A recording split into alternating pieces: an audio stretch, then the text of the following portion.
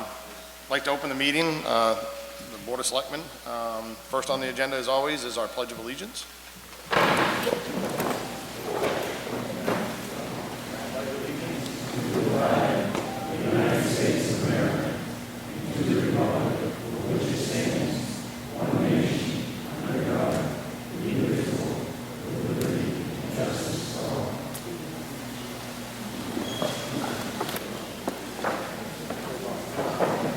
Obviously, we're all here for a public hearing tonight.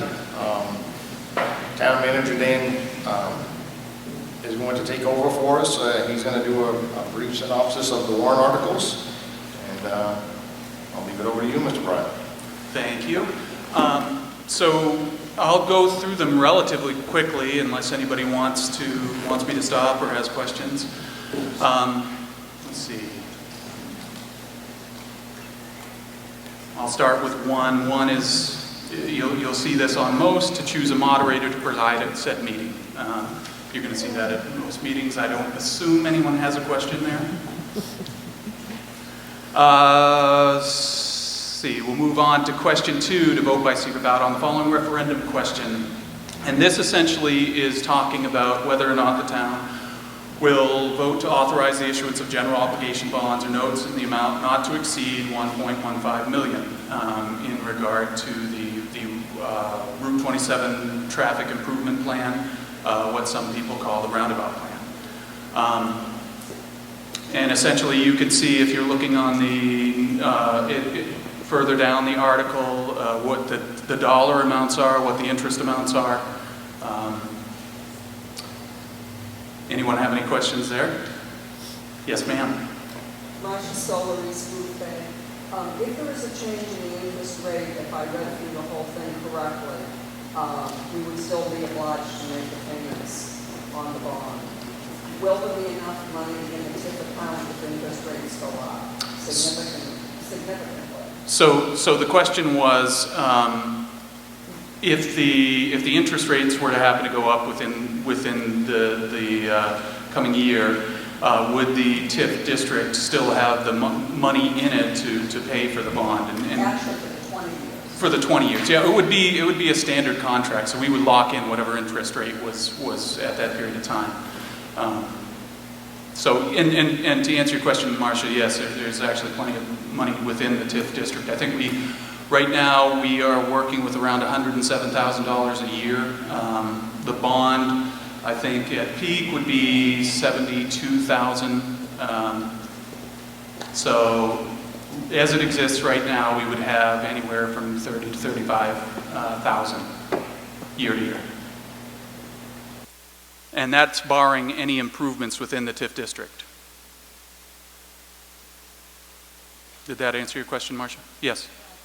On the back of page 1, it says the amount of interest to be paid shall vary depending upon the rate of interest. Yep.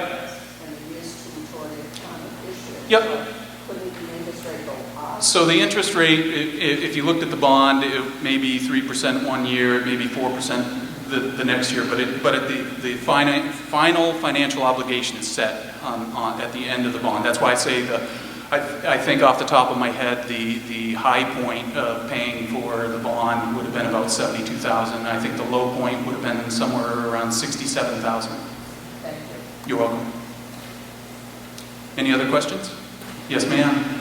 Pam Reed, how much money do we have, did you say, in this TIF money now? We're operating right around $107,000 plus per year. Yep. For 3 years? No, for this, it's a 30-year TIF. Right, but how much do we have now? 107,000? We operate with about 107,000 coming in each year. Each year? Yep. Oh, okay. And the bond payment is going to be in that 67 to roughly 72. Don't hold me to that. It could be off 1,000 or 2, but right in that neighborhood. Okay. Thank you. You're welcome. Any others? We'll move forward.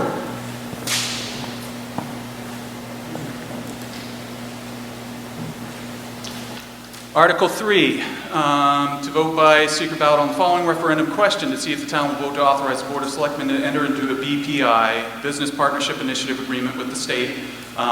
This vote's pretty straightforward.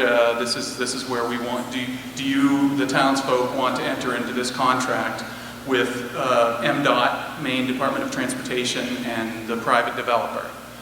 You are going to the polls to authorize the selectmen to enter into that agreement on your behalf.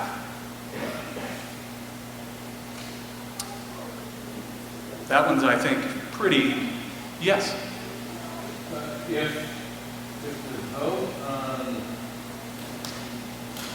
Jim Shore on East Boothbay. Yep.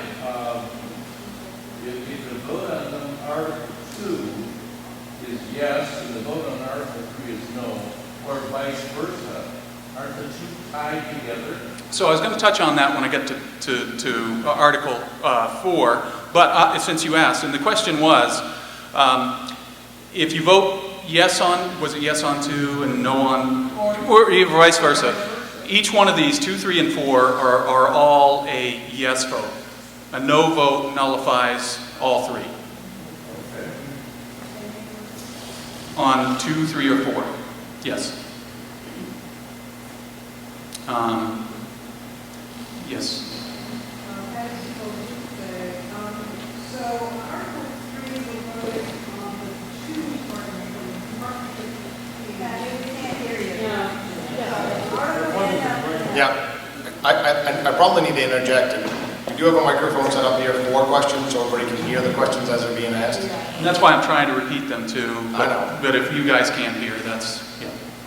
So my question is, we have to, for Article 3, we have to approve both the state DOT and PGC 5. We can't separate those. We can't because the BPI is the written agreement. It was created by MDOT just for this type of initiative. So they could have a private developer step in with the municipality and MDOT, and they could get, in this instance, a $3.3 million project done for, at their cost, $1 million.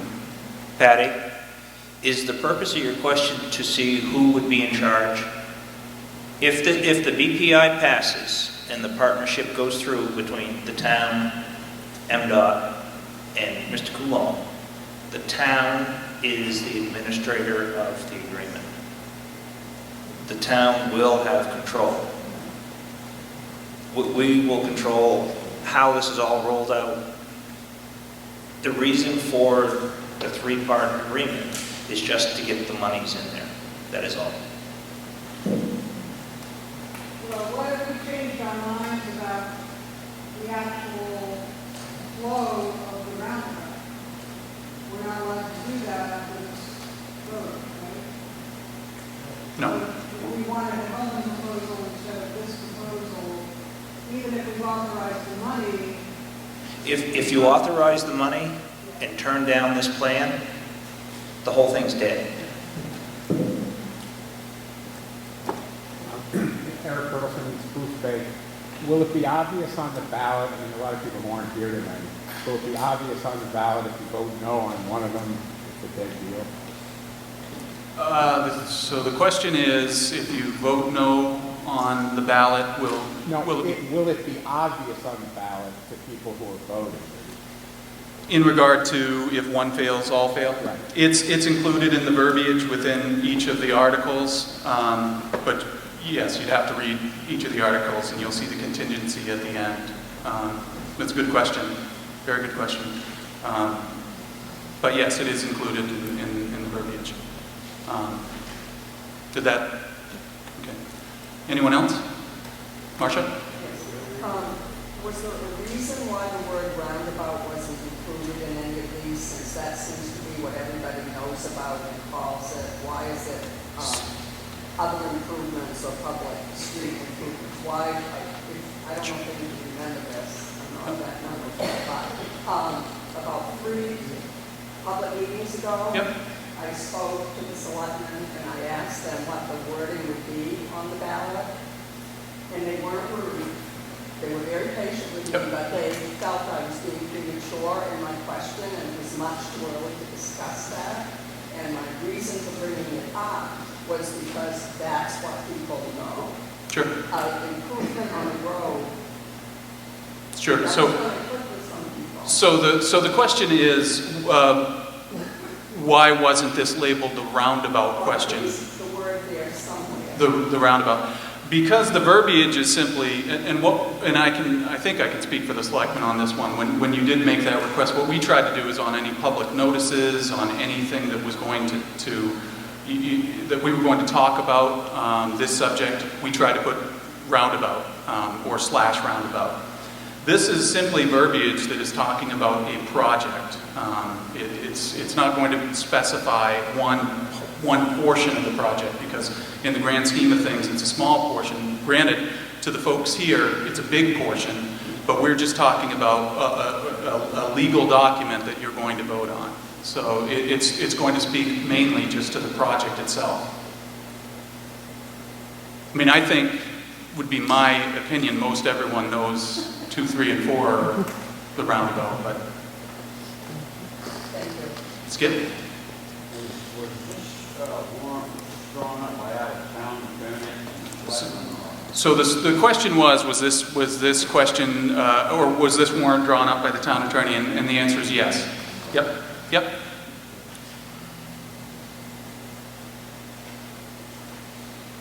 Any others? Okay.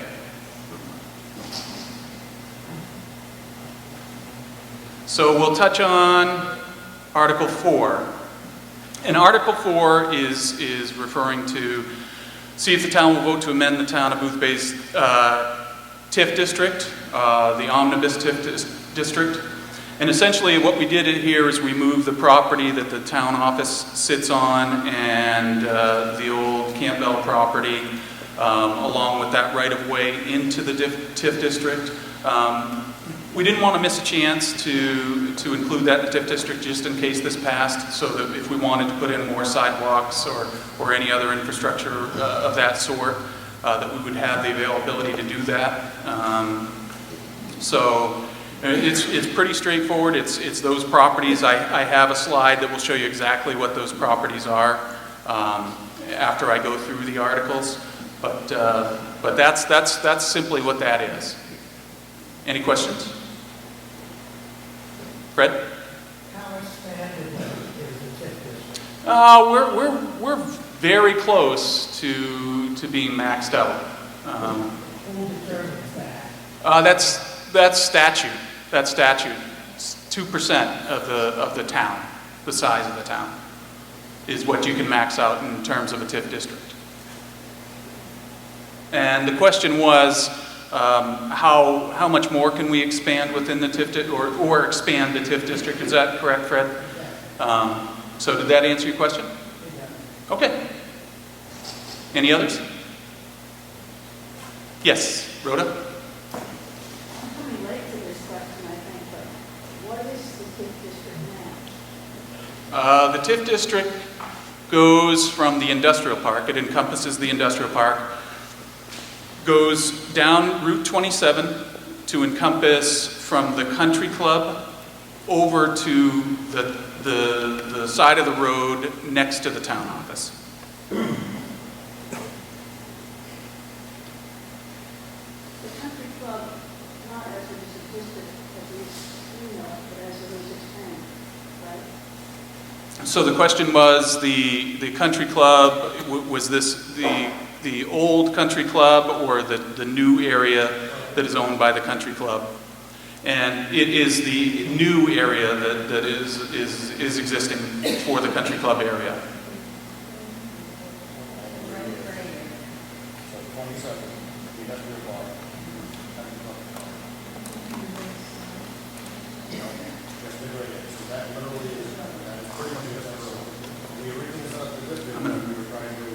I'm going to try to stick to the articles. And actually, Rhoda, I'll have it up here on the big screen shortly.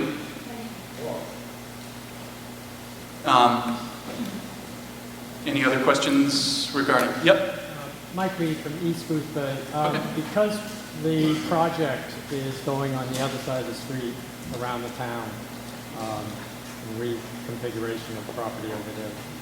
Is that why this is required to do this project that we're talking Yep, about? so the question is, I think, is this required for some of the aspects of this? Because they're currently outside of the. Yep, tip, so- yep. Some of it would be required, more the alignment of Quarry Lane, but trying to think ahead, this really had a lot more to do with being able to do some more infrastructure around our town office if we could. But yes, we could have simply had that right-of-way area included that. So I hope that answers your question, and I hope I interpreted what you asked correctly. Well, to re-summarize, I think we have to make some adjustment to the TIF Yep. to handle this project. Yep. anyway. And We would have just taken that area that would have been a right-of-way area Right. and included that.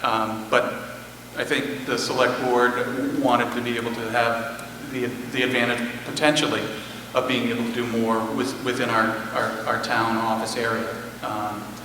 So again, I hope I'm answering your question well. Okay. Yes. Jim Storm on East Boothbay. When we vote on these 3 articles, Yep.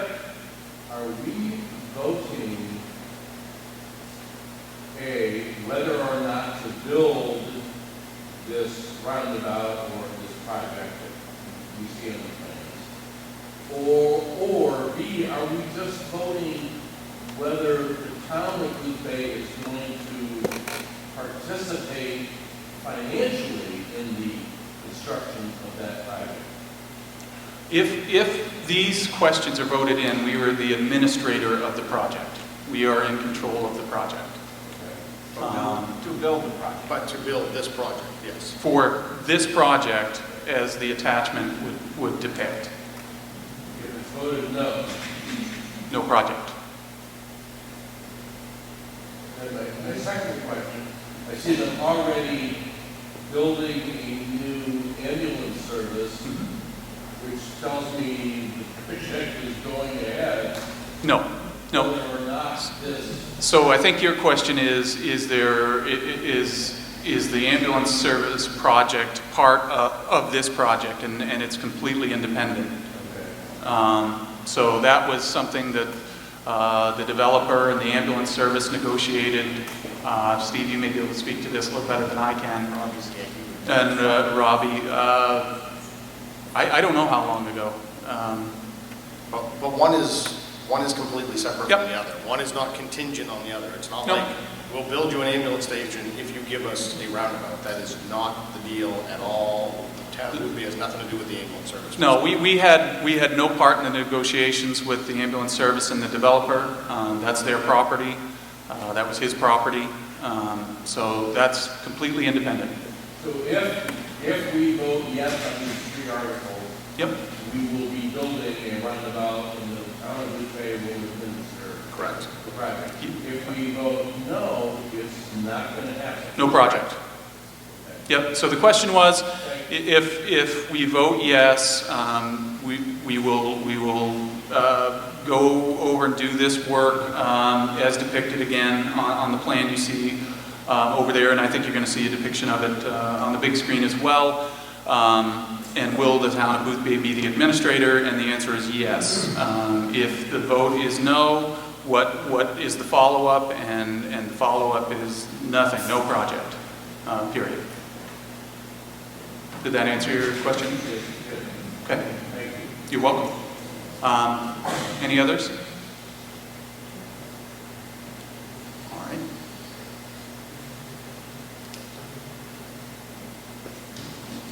So we will go to Article 5. And this is completely independent of 2, 3, and 4. This is a credit enhancement agreement for a gentleman in the industrial park, starting up a small business, C&L Forestry Wood Pellets. He's already started the project, and he was looking to enter into credit enhancement agreement similar to what our 2 boatyards have, which would be essentially 75% would be captured by him. 25% would be captured by the town. And this is a pretty good example of why you create TIF districts to help business, especially new startups. Any questions there? Yes? Can't read again.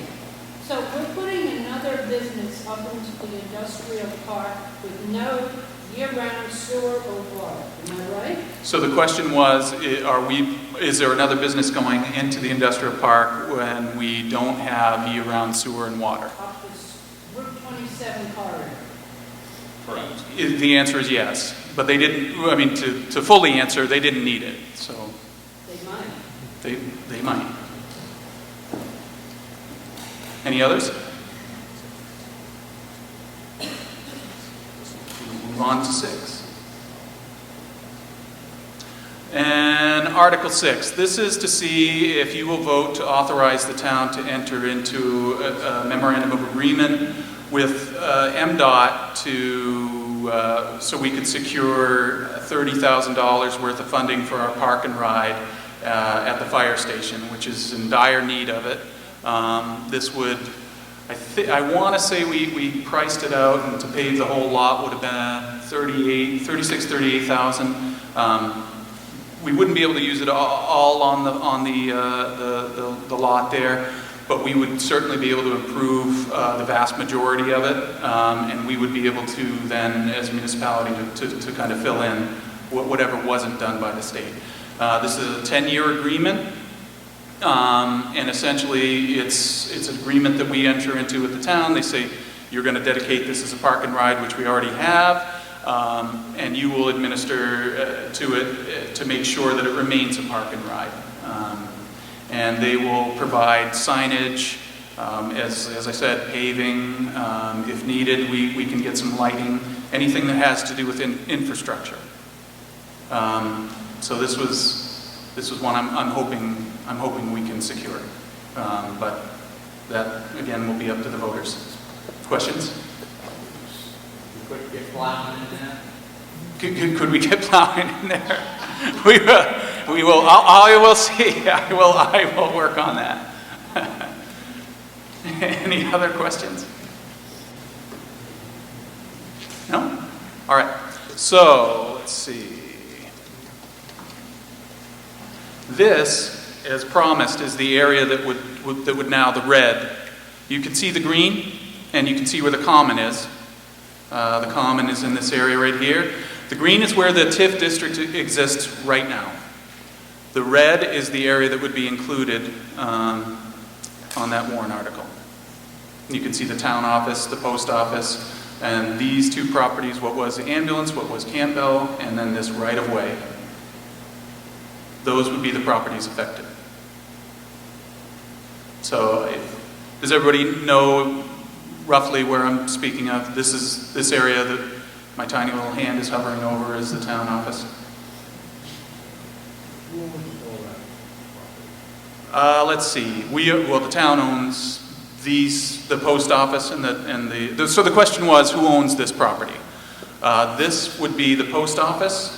This would be the town office, which is owned by all of us, Boothbay residents. These are owned by PGC 5.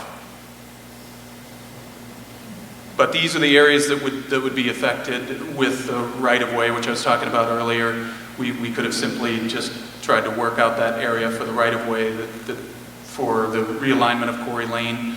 But it made a lot more sense for us to be forward-leaning in case it was voted in, and have the opportunity to put in some more infrastructure around our office and the post office. So, does that give you a pretty good idea of where we're talking about? Yes? Just one more question. Sure. Since you're You don't have to hold yourself to one question. Since you're very close on maxing out on our allowable TIF Yep. statute, and we haven't developed any, or to my knowledge, any plans relative to the industrial park area. Do we have a little bit to play with after we do this, if we have to expand a little to meet a new project? So the question is, since we're close to maxing out the area that you can have within a municipality in terms of your TIF district, and please, if I'm misquoting you, let me know. If we didn't see a great deal of development within the industrial park, do we have room for more TIF growth? Correct? Or around 27 Yep, or yep. anything? And actually, I just want to make sure I was okay there. The answer is yes. If we didn't see, we have a small amount now, but if there was no growth in the industrial park and you identified an area that was probably more likely for growth, you would simply extract that portion of the TIF, taking down that portion of the percentage, and you could include it in a new area. But again, it would have to go to the voters. So, did that? Yeah, even if you do have growth in the industrial park where we want it, can we expand a little bit or maybe A little bit. 27? A little bit, yes. Yep, a little bit as it exists right now. But if you found an area that was just completely stagnant and really hadn't done anything for the TIF district, you could, again, through the voters, you could move that portion of the district. Is that okay? Yes, ma'am. I have two questions. I can't really see that far. What is the white rectangle area within the? Cemetery. That's the cemetery. Yep. So that's going to be like one. Yeah, we won't develop there. And do I see correctly that the dump road is part of the TIF? No, it is not. Going up on that side of it where the country club is, that is, but not the road itself. Not the other side? No, no. Yes. My name is Tom Hayden, I'm from Boothbay. And I'm curious that you show the quarter lane is not being focused, yet the quarter lane is obviously affected by the. And that's state, yep, and that's the state road. So that would be part of that would naturally be. It's not, Quarter Road is that a state road? Yes, it is. Yes. Yep. Any other questions? And if anyone wants, certainly you can come into the town office if you want to get hard copies of this. If they want to certainly come in and talk to me, and I can go through whatever level of detail you want to go through. In regard to the proposal, I can print off any number of maps for you in regard to what the TIF district exists as now with this proposal. Obviously, if you want warrant articles, hard copies of the warrant articles, I would invite anyone in the town to come in and please speak with me. I'll help you whatever way I can. Yes. Was sidewalks approved in the past to be developed in a TIF area? So- Have we already voted on that? So the question was, have sidewalks been approved to be created in a TIF district? Just so happens there are sidewalks within the TIF district, but the TIF district didn't exist when we approved the sidewalks. So we are paying for those, but those funds have already been earmarked. Well, I guess my question is, if this project is not approved, what happens? How does the town go forward to build sidewalks? So we've already approved 4 years ago, roughly 4 or 5 years ago, the sidewalk that goes from Clifford Park all the way down to the YMCA. And that is, again, those funds are already earmarked. That's just a matter of getting the final approval from the DOT. And there was a bike lane that was able to be included. So I think your question is there a sidewalk that is going to be going in? No, I mean, if this project is not Right. put in, then sidewalks still are going to be built. The sidewalk from Clifford to the YMCA has already been approved. So the answer is yes. The sidewalks will happen regardless if Yep. it is built or not. But is there an expansion? Is that what you're? No, I wasn't sure how. Yeah, no. No, that particular sidewalk has already gone through voter approval. We're just kind of waiting on the MDOT at this point. I think MDOT is kind of taking a wait-and-see approach to this because they don't want to put a project in and then tear it back out if it was a yes vote. So, but there is within the new proposal an expansion of walkability and bikeability. That's why I was getting a little confused, Leanne. I apologize. So those portions of the sidewalk and the bike path would not go in. But the sidewalk and the bike path that goes from Clifford to the YMCA, yes. Did that answer fully? Yeah, thank you. Okay. Yes. Jack Boothbay. I just want to make sure in my mind that I'm clear about this. If these articles do not pass, the project is no longer on the table, correct? So the question is, if any one of these 3 articles doesn't pass, is this project off the table? And the answer is yes. Okay, so I want to go back to one of the previous meetings when the state was here, and they said it was a trifecta, per se.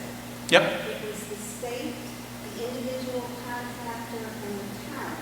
Or if the town voted no, and somebody else wanted to take that other third, the project could go on. No, Jackie? Yep. No, you misheard what he said.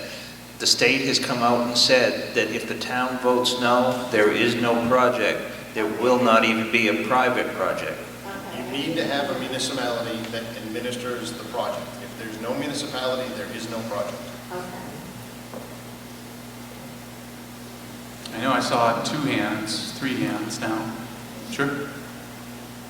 Mike Vander, I want to make sure that I know the numbers right. Right now, you're saying that the income from the TIF would be about $107,000 a year. Correct. The cost of the financing this would be $67,000 to $72,000 Roughly. for 20 years, Yes. with approximately 28 years left in the TIF. TIF is 30 years. 30 years from, 2 years ago. So I think we have 28 years on it. Yeah. So after this is paid, Mhm. 8 years left. So if we build the roundabout, it will commit about 70% of the TIF income for 20 years. 70% of what we have right now. Yep. So the question is, if we go through with this, and if there were no improvements within the TIF district, I think Mike Pander is asking if his numbers are correct. This will roughly cover about 70% of what we have within the TIF district over a 20-year period. And as it stands right now, with no development, that's true. Yep. Is there any projection for further development in the TIF? There is. We've already. 107 is going to go up. Yep. Yeah. I mean, I'm going to say that based on the fact that we have had permits come in for further development. So the number is going to go up. What that number is going to be, I don't know. It would depend on the level of development. And I would just be kind of throwing darts in the dark if I tried to say what that was going to be. But the number is what we're saying, even anticipating greater income in the TIF, well over 50% of all the TIF money on the roundabout. On the entire project, yes. Yep. Marcia. If we vote no on 2 and 3, I'm sorry, yes on 2 and 3, and no on 4, you said that the whole thing would go through. I'm kind of confused about that, because I thought that 4 had to do with the reddish portion of your display there. Yep. So are you saying that if the town hall and Campbell property and the rest of it that's displayed there, if that isn't included in the tip, the whole project. Yep, and you can see at the end of each of those articles, you can see the verbiage. I'm just confused about why that would be. If they weren't in the tip in the first place, and we come to the agreement of 2 and 3, why would that have to be part of the tip in order for everything to pass? That just doesn't make sense. This was just in order to get this through. We were trying to figure out how these questions were going to tie into each other. We wanted to try to be as clear as possible. We knew these all fell within the scope of the project, so we didn't want people to feel as though we were trying to do something that wasn't clear, and have one question that could be a yes or no vote within the scope of the project. We just wanted it for clarity's sake, because this has been such a contentious issue. It didn't make sense to, if this all falls within the scope of that project, it didn't make a lot of sense to muddy the waters. And we can always come back, we can always try to introduce another area in the TIF, but because of the level of involvement here, we just wanted to make sure it was as clear as possible. Mm-hmm. Dan, I think that it's worth noting as well that when we originally, going back to Mike Panda's question, when we originally proposed the TIF, it was projected in a 30-year lifespan. It was like a $5.6 million return for the town, I believe. I mean, don't hold me to that exact number, but it was right around there in a 30-year term, looking at what they had projected then, 2 years ago, for growth at the golf course. Yep, yep. Yeah, so there's, I mean, the question is easy to answer today. It won't be easy to answer tomorrow. We're projecting at that point. But yes, to Selectman Lewis's point, that's correct. Yes? If the project is approved, is it set in stone that it's going to be this exact thing that we're seeing on the board here? Or is there going to be a period of time when various people might read it or might be look at variations? For example, I know at one of the meetings recently there was discussion about whether back river road might sneak in behind the post office instead of going up on the side. That was, suggestion on the product. And there may be other things like that. So if the project is approved, is it absolutely going to be exactly like what it shows now? Or is there, how is it going to be reviewed in actual? So, Well, I think I kind of want to answer that in a sense. The short answer to your question is yes. This is what's going to be built, and the backup to that is if we go and change things that the people vote on, then we're kind of executing exactly what I've been accused of for the past 6 months of my life, that we're trying to do everything behind closed doors and shady operations. We're going to build what you're voting on. Now, from somebody who runs some very large projects in this town, very large municipal projects in this town, there are things that are called change orders because we bump into things that we weren't aware were there, and those kind of changes are sometimes necessary.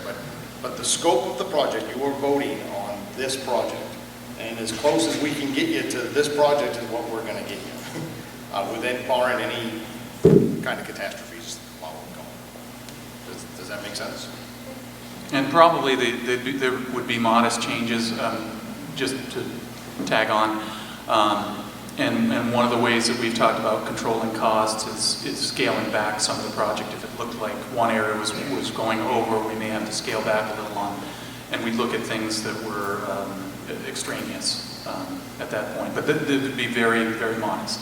And that's more to control cost than anything else. So if we're building this, you're going to allow us to spend $1.15 million. That's it, no more. We can't spend any more than that. So if all of a sudden we're getting close to that number and lighting is going to junk us, then we might scale back on lighting. But we're going to, obviously, the meat and potatoes of this, the traffic aspect of this has got to be built no matter what. Everything else is flexible, to say the least. But we're going to obviously try to get you as close as we possibly can. That's why we're the administrators of the project.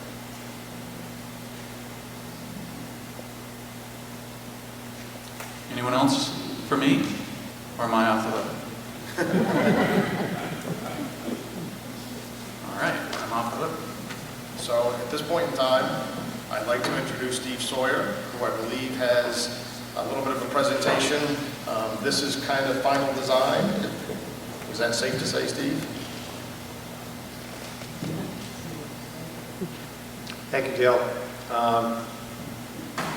Yeah, I'm going to show you. Oops, I'm going to show you some slides here that.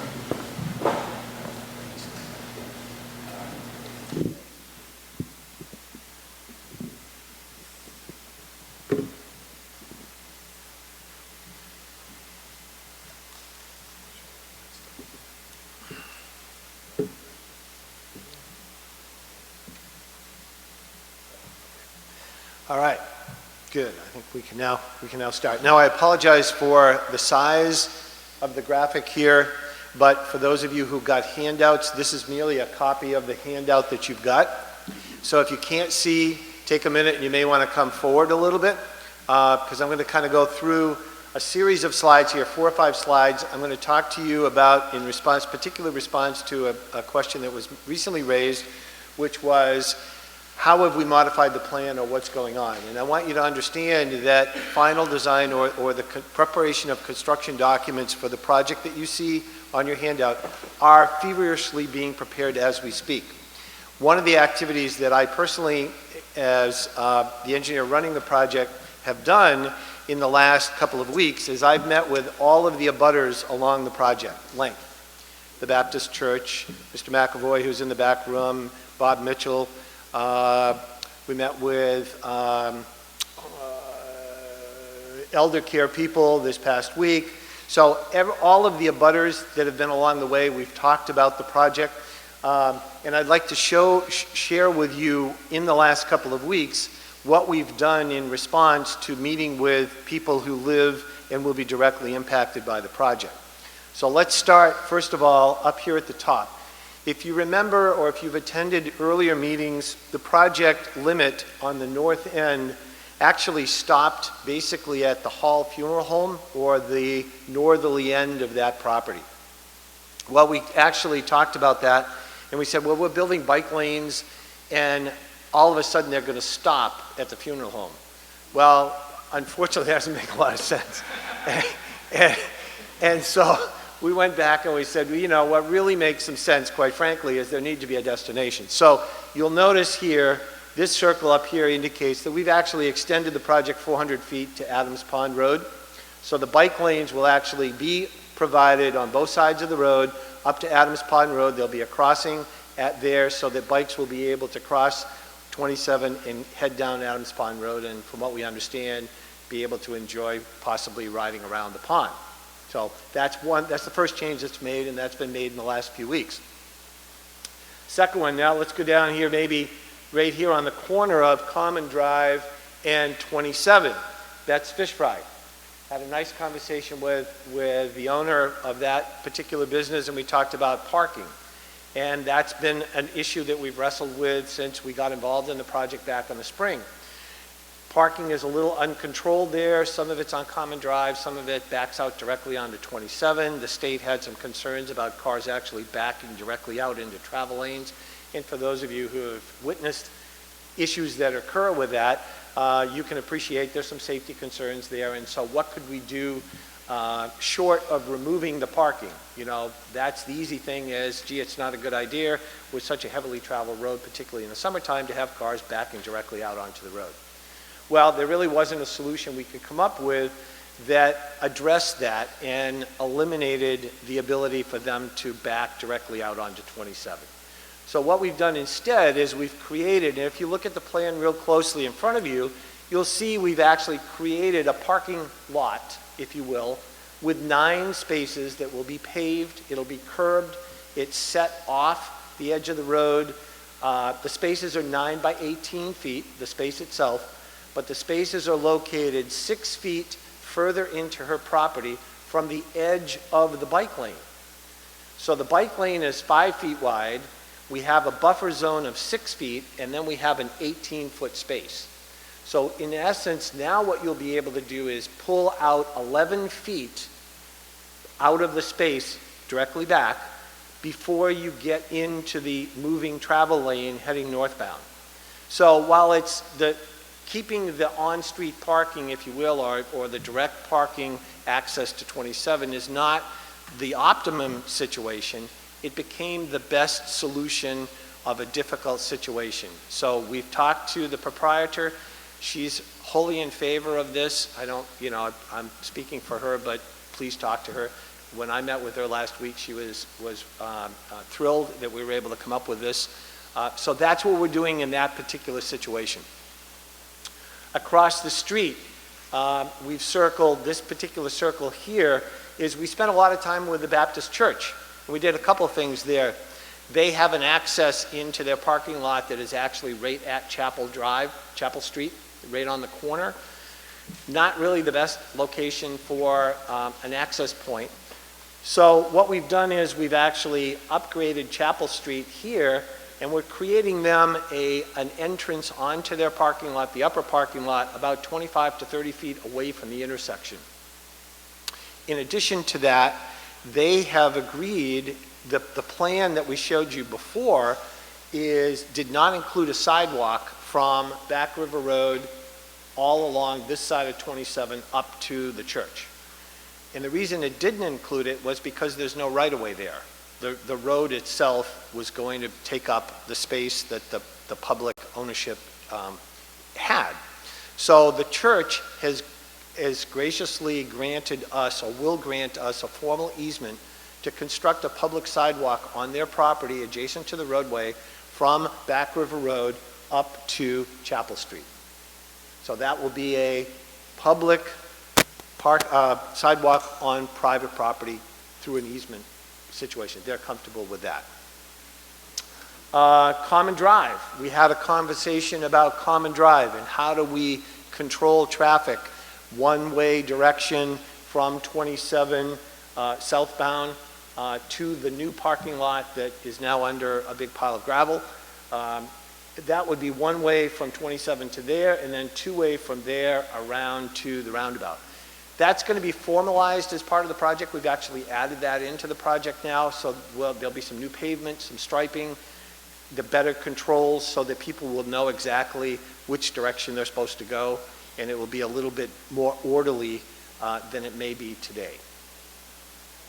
Over here on between Back River Road and Corey Lane, the relocated Corey Lane, this circle here, somebody mentioned, actually specifically referred to what happens to the connection that was suggested be made between Back River Road and Corey Lane.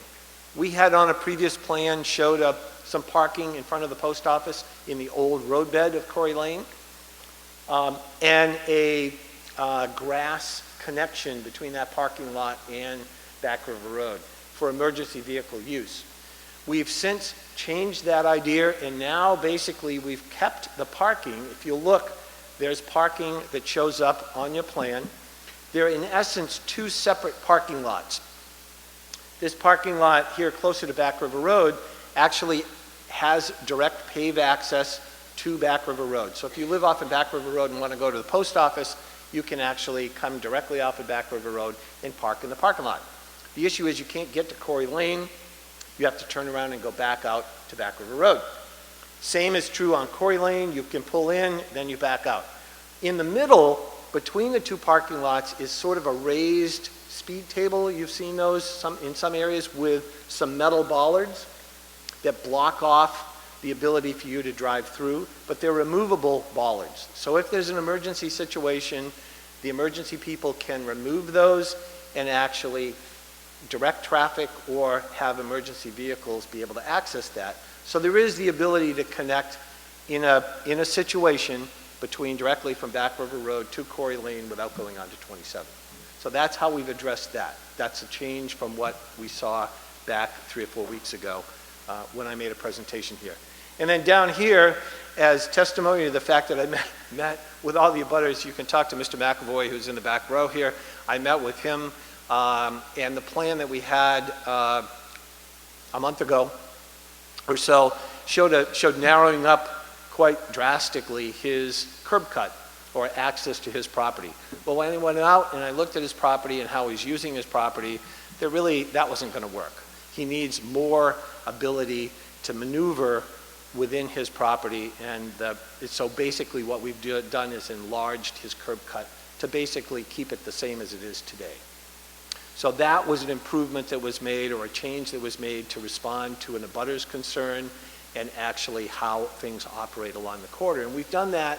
I've been very conscious to go through and meet with everybody. The only people I haven't met with at this point are the funeral home, and I've had a hard time catching up with Mike Hall, and also the owner of the Van Leen property here. We have an issue, not an issue, but we haven't talked to them. But those are the only two abutters at the present time that we haven't really talked to. So we're trying to make a concerted effort to make sure that those who are directly affected by the project are not negatively impacted, that they're all feeling good about what's happening. And I think that's kind of, we've been able to achieve that. So I wanted to start with that. There have been some changes to the plan, but I think in response to the question that was raised, I think we're pretty much there. I've told the selectmen that, I think we've covered all the bases.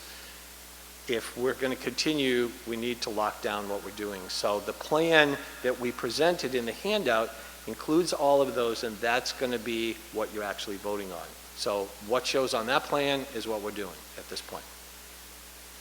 So I brought a couple of other things that might be of interest to respond to some of the questions when you talk about if there's a project, if there's not a project, what are the differences? So let's talk about bike lanes. I think that's something that's people in some portion of the community is interested in is bikeability, and how does the proposed plan change or expand the ability to ride bikes safely in the community. Well, over here on the left, if you see, there's a blue line here that comes up, and this is the sidewalk project, or the sidewalk bike lane project that was referred to earlier, that goes down here to the Y and goes up to the park, Clifford Park. Well, as part of that project, a bike lane will be built up to basically about the crosswalk in front of the town office, between the common and the town office. That's basically the extent of where you would have a striped 5-foot lane coming from the harbor up the hill to there. It will stop there as part of that project. The project as proposed is over here on the right, and the green lines represent the bike lanes that will be included in that project.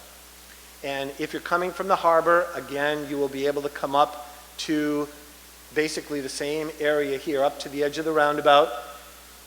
In the northbound direction, you'll go around the roundabout, because if you remember the peer review comments that we had suggested that some people maybe are uncomfortable riding through the roundabout on a bike, so we've given them the ability to get off onto a multi-use path, go around the roundabout, and then access back onto 27.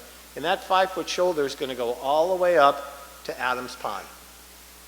In the southbound direction, if you were at the pond, you can get on a 5-foot bike lane, come all the way down here around the roundabout, and you'll get back onto merging into the travel lane heading down to the harbor, basically at this point, or the entrance to the new ambulance facility.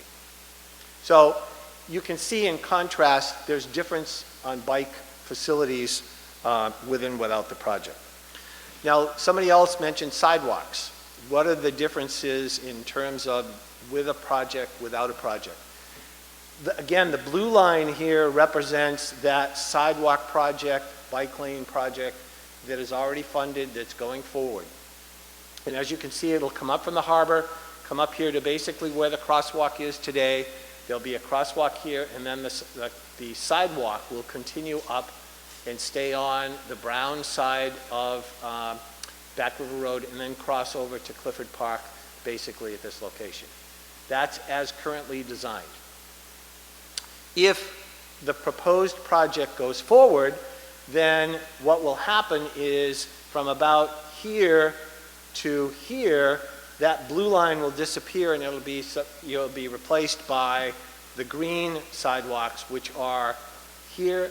The sidewalk will come up here, go around the roundabout, and then come up here. There'll be a sidewalk up to Clifford Park. There'll be a sidewalk up to the church, There will be sidewalks up Corey Lane, up to the post office, and a connection here. So there's more sidewalks in the proposed project than there would be if you didn't have a project.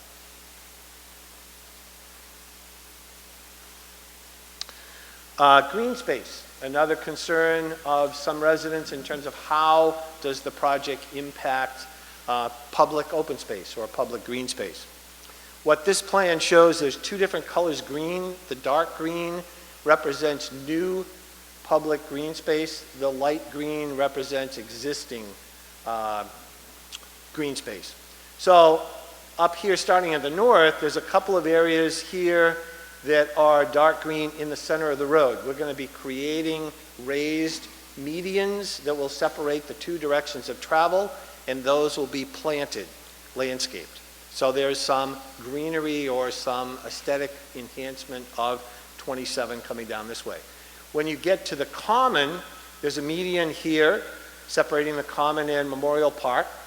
And then this green strip here along the common here is kind of important because one of the things that the new design does is this curve here is actually softer or not as sharp as the one that's there today. And we've actually pushed the road to the, what would that be? If this is north, then that would be to the west, closer to the town office. So the net result is you probably get another 15 feet of green space in the common along that strip here from the roundabout up to Back River Road. So the common's actually going to get bigger. We're taking out this connector road of where Back River Road connects now around the one side of the monument. That will be turned into green space and expanded over here to the green space that's around the town office and the post office today. Then down here around the roundabout, this area here is now under private ownership. That'll become public and that'll be green space, as will the interior part of the roundabout where the multi-use path is. So those will all be landscaped areas or green space that doesn't necessarily exist today. The total difference, if you're looking at acreage, is about 1/2 acre. More public green space than exists today with the plan. Parking. Parking was another issue that people had some concern about, and we've tried to do our best to address concerns on that particular topic. I've already talked about up here at Bet's Fish Fry, there's 9 spaces here that will be paved, striped, and controlled there to sort of clean up or organize activity that exists at that particular intersection. Over here at the post office, I believe there's, 18 to 20 spaces that will be provided on that roadbed, old roadbed, here between the two lots. Corey Lane, as it's relocated, there are 5 additional on-street parallel parking spaces that will be created. And then eventually, this area, central area here, this is where the existing parking area is for the town office and the connector road to get out and back.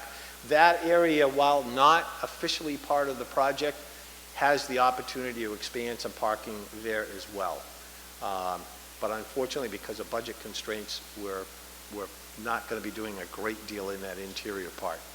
But the fact is that parking has been recognized as an issue, and we've tried to address those concerns as we've gone along with the development of the design.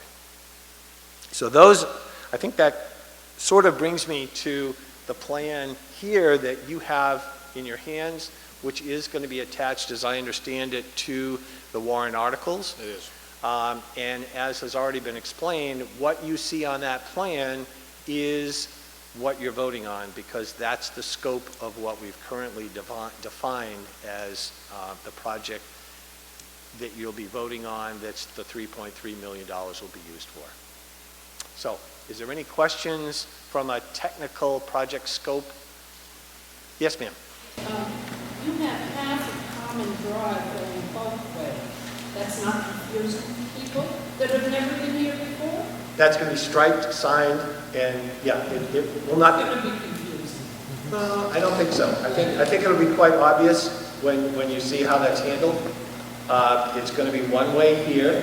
The pavement is only going to be wide enough for one lane direction. There'll be arrows and signs that say one way only, and lots of roads are one way. When you get to the parking lot here, from here to the roundabout, we'll have a center line stripe with two directions of travel. So it'll be wide enough for 2 lanes. It'll be quite obvious, I think. Why don't you just have it one way all the way? Because then you can't necessarily, the ability to access this parking, You can go around and get into it. well, you can, but is it necessary to do that?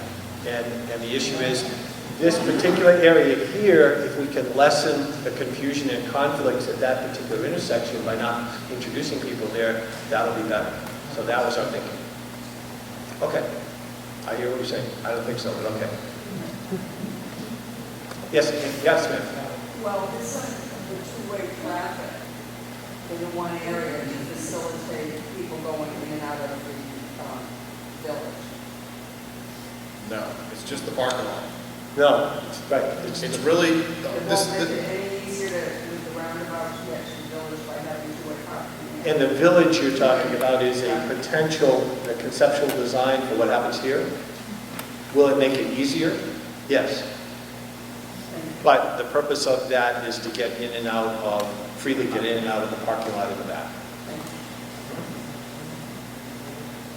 Anyone else? Yes, ma'am. Chapel Street.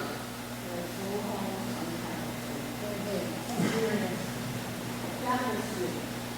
There are 4 homes, 6 homes on Chapel Street. Way to get in and out of Chapel Street right now is very, very good. The desire, how they change very, very much appreciated to get in. However, to get out of Chapel Street, I own property on Chapel Street. I own 6 houses. And the time is tucked away there, not forgotten, but it is a problem. I'm wondering,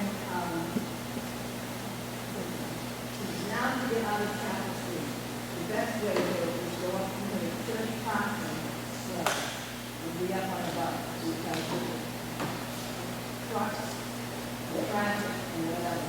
If you take the line of the to go into it. I am pro roundabout, I am pro improvement, I am pro everything that you said and so on. I am concerned about the 6 houses, the 6 properties on Chapel Street. Where and how is this figure into, is there any concern? I know there are only 6 houses, I'm still. Okay, the question, for those of you who can't hear, the question is, there are 6 houses on Chapel Street, and today it's difficult to get, if you live on Chapel Street, to get out onto 27. Some of the people actually cut through the church parking lot in order to do that. Part of that, I think, has to do with the curve, if you're, that's in this area here. You can't see around the gas station and the pumps and those kind of things. Well, the pumps are coming down. The road is actually going is going to be half. Yeah, the pumps are coming down, the store is staying, the pumps will come down under the project because a good bit of the frontage of that parcel actually will become town ownership because the road is actually going to be shifted over there. Chapel Street itself, as it approaches 27, is going to be raised in grade by about 3 feet. I'm going to raise that up so we can get actually access to the upper church parking lot.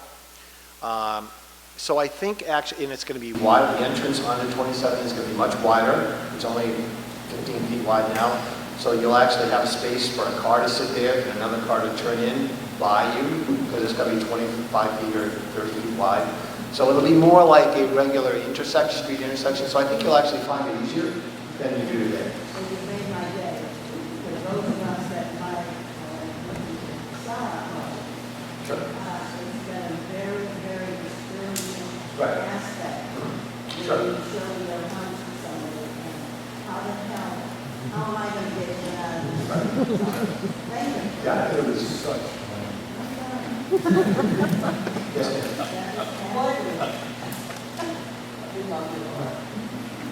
This is being recorded, you know.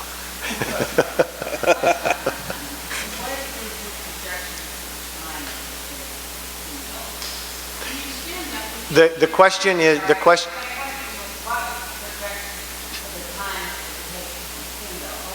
I think she's concerned about the construction schedule.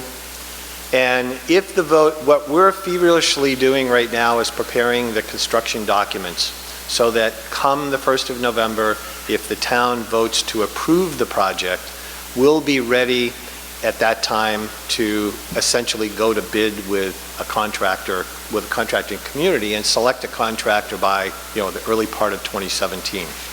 We have a lot of work to do between November and probably the first of the year in terms of deed work and land exchanges and all that stuff, and environmental permitting. So there's a couple things that we have to do, but we're trying to get everything ready, all the documents ready by the time the town votes. If they vote positive, then we've got a lot of work to do in the next couple of months. But we will go to bid probably in the beginning of 2017, select a contractor during the winter. If we have an easy winter, in other words, light snow, light frost, there's likelihood that we will start with some underground drainage work, probably along 27, because the traffic will be light at that time. And then we'll work up until probably June 10th, June 15th, or something of that nature, when we recognize that traffic is going to begin to increase. At that time, we'll get off 27. Now, it may be that during the summer, we might actually be able to work over here on Corey Lane, which is basically off the beaten path, and do some work over there. So we may try to do some stuff during the summer, if possible. If it's not feasible, then we won't do anything. Then we'll return, activity will return probably in the, just after Labor Day. And between Labor Day and Thanksgiving is probably when you're going to see the road itself rebuilt, at least up to the base pavement, so that when winter comes next year, you'll be driving on pavement that'll be striped. It may not be the finished surface pavement. The islands may not all be in and all that sort of stuff, but you will have good pavement at the right grade, and the drainage will work and all that stuff. Then we'll come along in the spring of 2018, and between April, when the asphalt plants open, and June, we'll do probably all the landscaping at that time, the final island construction, the final surface paving, and all of that stuff. So it's a three-step or three, I don't want to say season, but there'll probably 3 distinct time periods. And we'll work out the details of that. We'll put certain parameters into the contract when the contractors bid it, so they're all bidding on the same thing. But depending upon who the contractor is and what the contractor's ideas are, we'll leave some flexibility there. But our concern is certainly not to be out in the middle of 27 during your peak season. So does that answer that question? Anyone else? Yes, ma'am.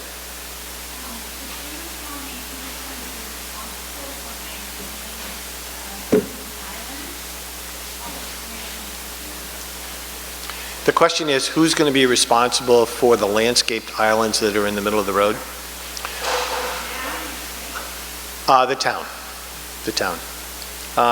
And I can tell you, as someone, I happen to live in Kennebunk, and the town there does an excellent job with their public works department. Watering plants, planting flowers every summer, and downtown looks great. Camden, if you've been to Camden, they have a situation where the same sort of thing happens. Brunswick does the same sort of thing.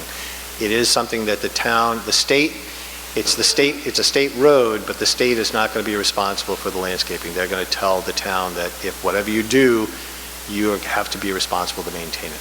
Yes. Yes, ma'am.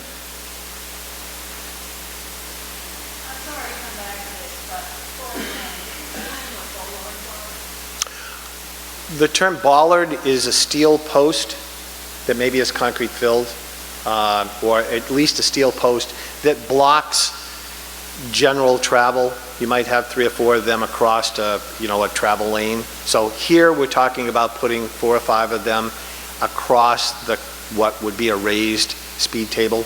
And those will have locks, and they'll be removable. So a vehicle, an emergency vehicle, or if we end up with an accident on 27 at some point, and rather than that maybe blocks the road, then there would be a way that police could reroute traffic around that blockage using that access point. So,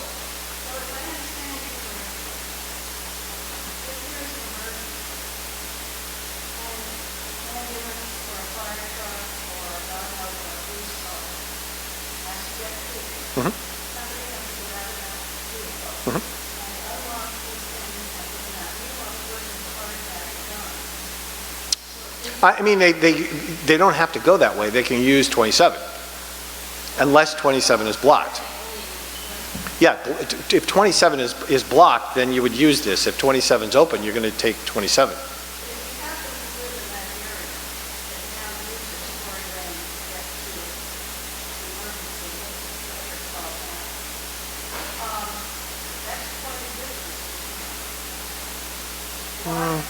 Well, your ambulance service is here, right?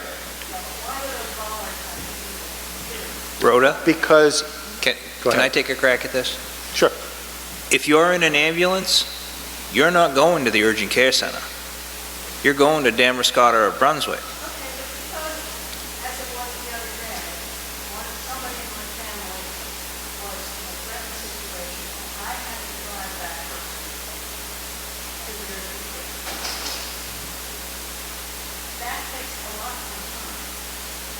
Well, what,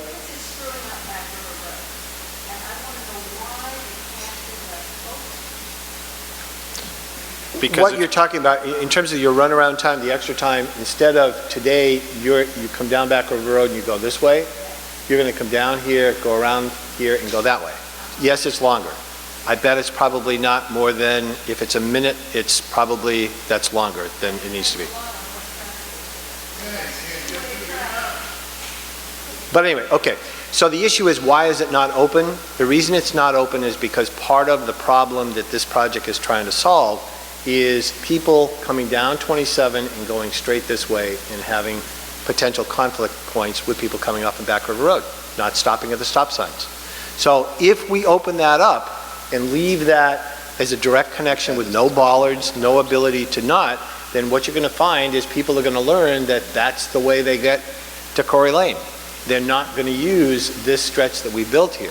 So we're trying to correct that situation that exists today and make it a safer situation for all concerned. Yes, your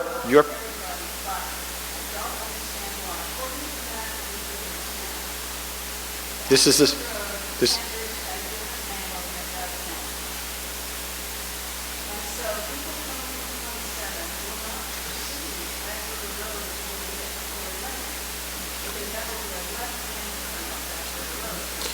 It's not for the people that are unfamiliar, it's for the people that are familiar with the road. It's for the people, the residents here that live here, that will figure out that that's a shortcut, and then it'll be, from my perspective, living in East Boothbay, it would be like the people that come down Route 96, dart into the Small Mar parking lot, shoot across there at 60 miles an hour, and then pop back out at 27 and just to avoid the lights.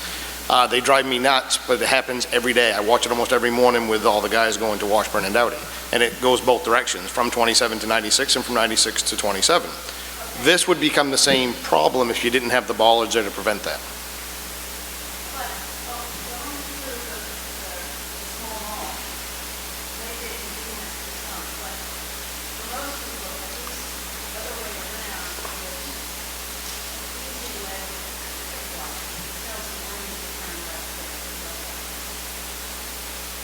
Agreed.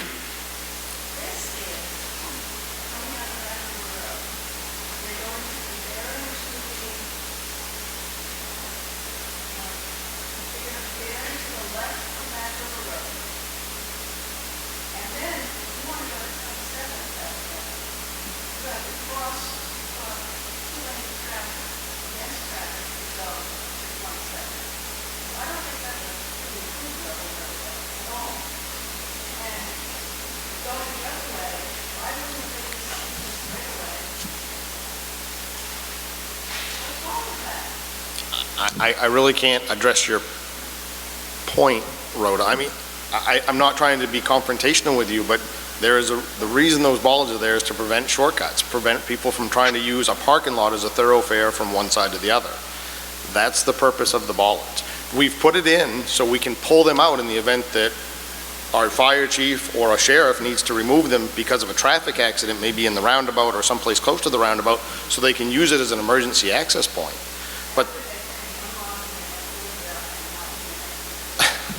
But you're using the lock and unlocking as if there's an ambulance traveling to try to get someplace. That would happen after an accident to get traffic around, not to get pedestrians around the event that's shutting down traffic. That's the purpose of the unlocking and pulling it. And as far as I'm concerned, well, we could debate this all night long, but locks or not locks, if you put a heavy enough bollard in there, kids are not going to be going there plucking them out in the middle of the night so they can make a simple trip through there. But that's the point. It's just to prevent the shortcut. It's to prevent people from just finding the easy way around, and then we create another traffic problem.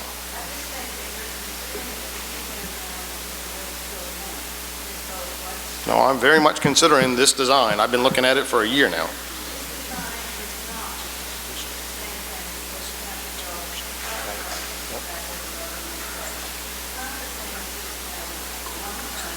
Yep. Yep. Right.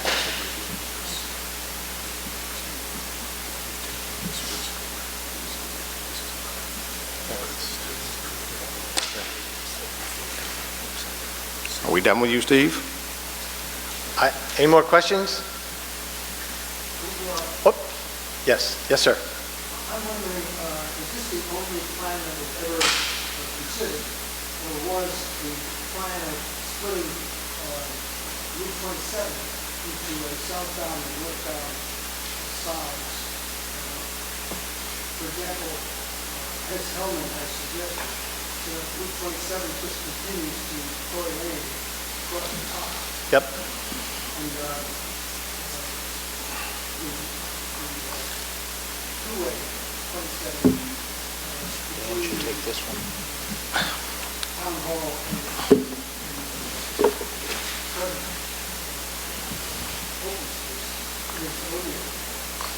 was that ever considered?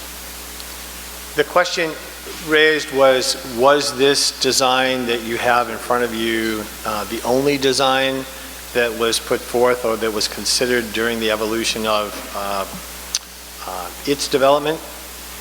This design has been an evolutionary process, and as I said, it's morphed basically within the last 2 weeks with certain elements of it.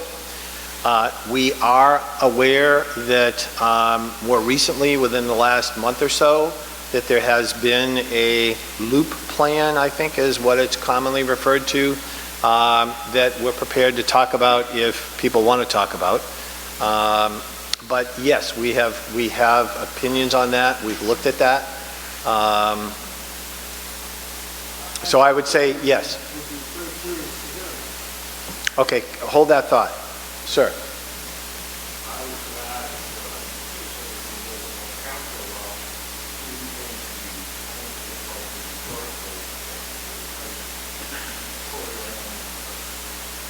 Well, if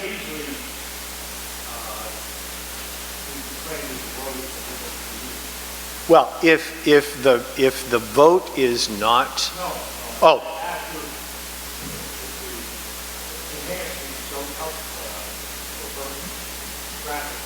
Oh, I see.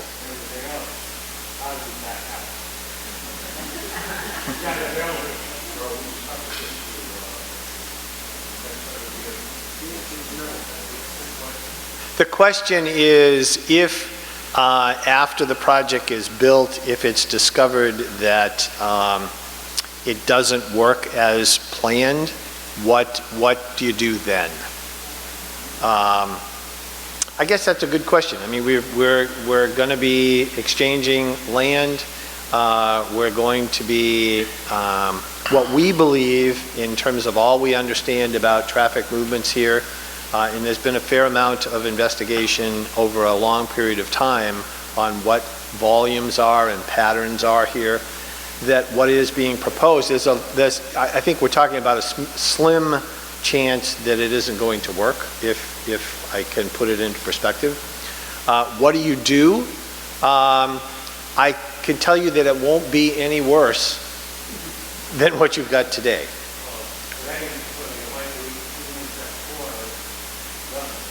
And you're probably not going to work. You're not going to wait that when we're all done.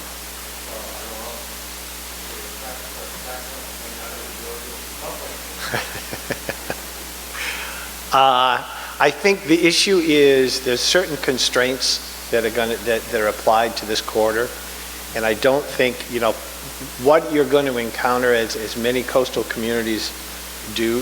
Boothbay is no unique. All up and down the coast, we are subject to an influx of tourist traffic during the summer months.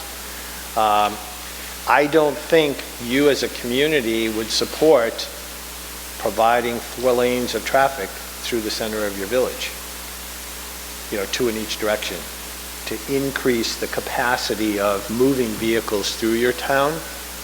So short of doing that kind of drastic improvement, you need to maximize the use of the 2 lanes that you've got. And I think what we've done here in terms of addressing the desire lines of people that want to go to the gardens, for instance, down Corey Lane, or the boatyard down Back River Road, or to the harbor, or out Country Club Road, all of those things and desires of where people want to go have all been factored into this plan.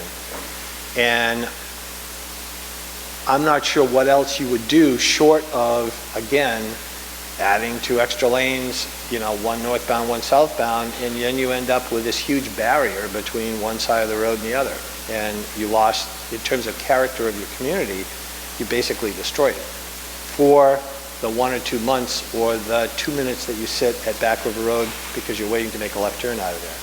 When actually after you discover that maybe you're sitting there for 2 minutes, maybe it only takes 1.5 minutes to make a right-hand turn, go around the roundabout, and you've saved yourself 30 seconds. So I think part of this, change, I think anytime we're talking about change, it's very difficult and it's uncertain, and there's a little bit of apprehension. I think somebody made a comment about roundabouts in general.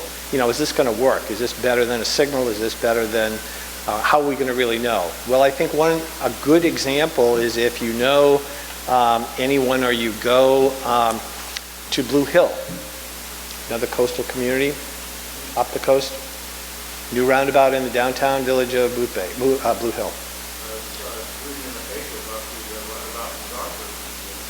In Gardner, yeah. That's different though. That's off the interchange to the turnpike. It operates the same, but if you've been through it, it moves.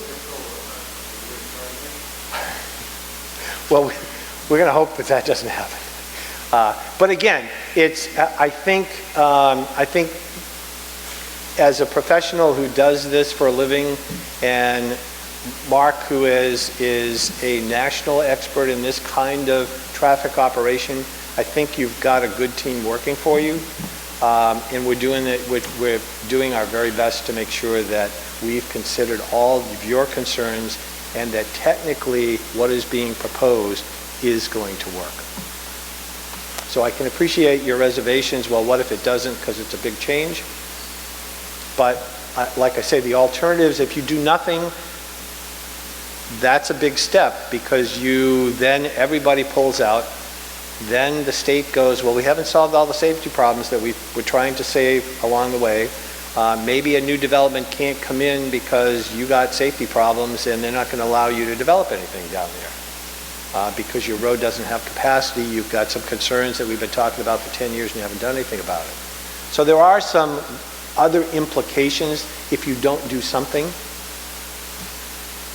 And I think the issue is that I think this plan actually addresses, the state is comfortable with this, which is a big deal because it's their road, quite frankly.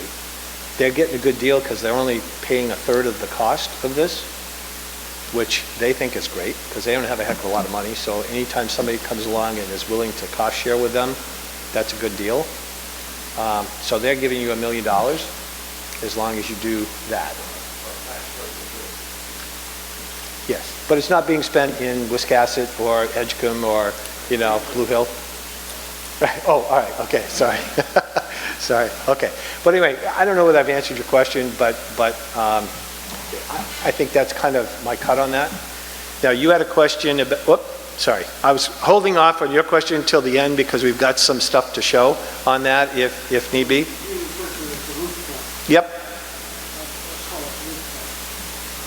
Has that been examined? Yes. And if there are no other questions and the selectmen are, yep. Yes, sorry. Sure. Sure.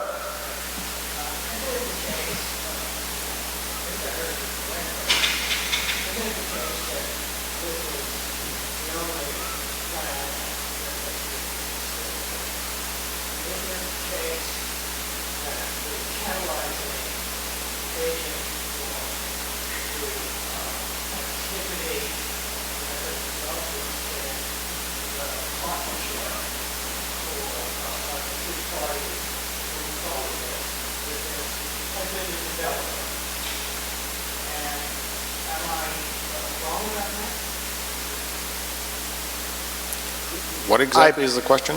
The question is the catalyst for this project?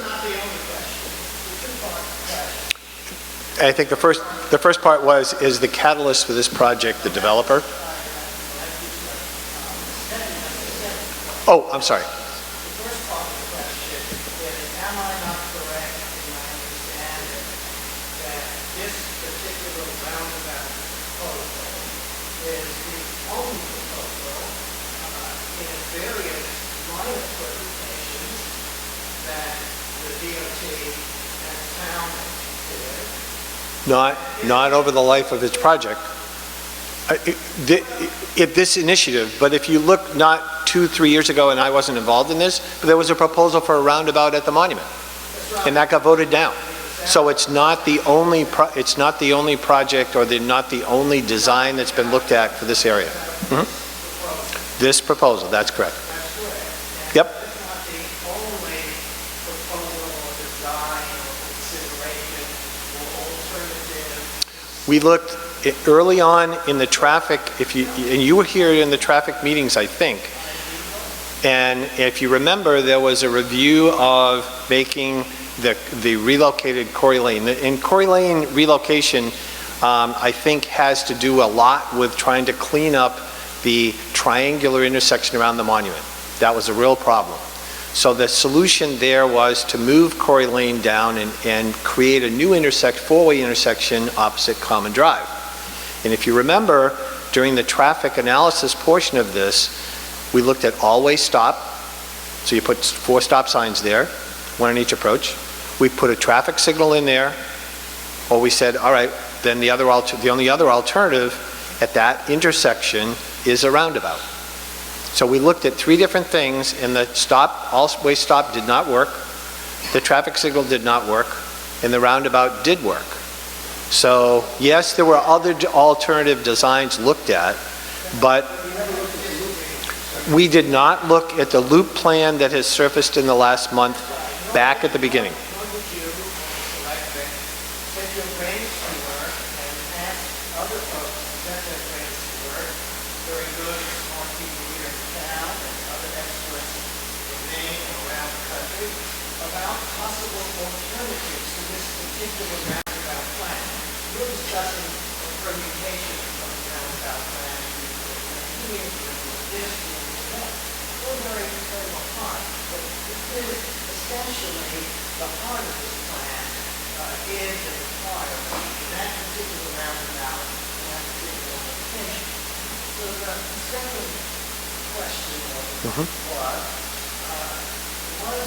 Isn't it the case that the catalyst, the agent for the movement forward of this particular proposal was, the developer.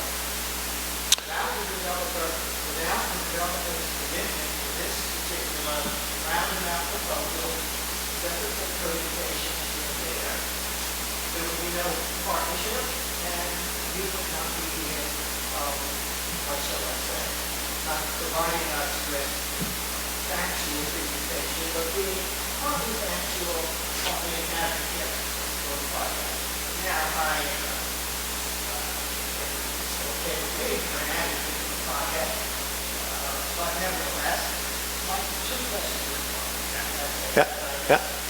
No. Let me respond by saying, in terms of was the developer a catalyst?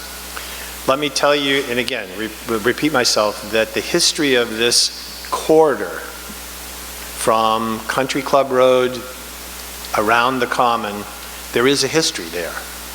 And it goes back to before the Country Club was developed, from my understanding. I wasn't involved. But there have been several studies and evaluations of the corridor, and designs have been put forward, and actually even some of them have even been voted on.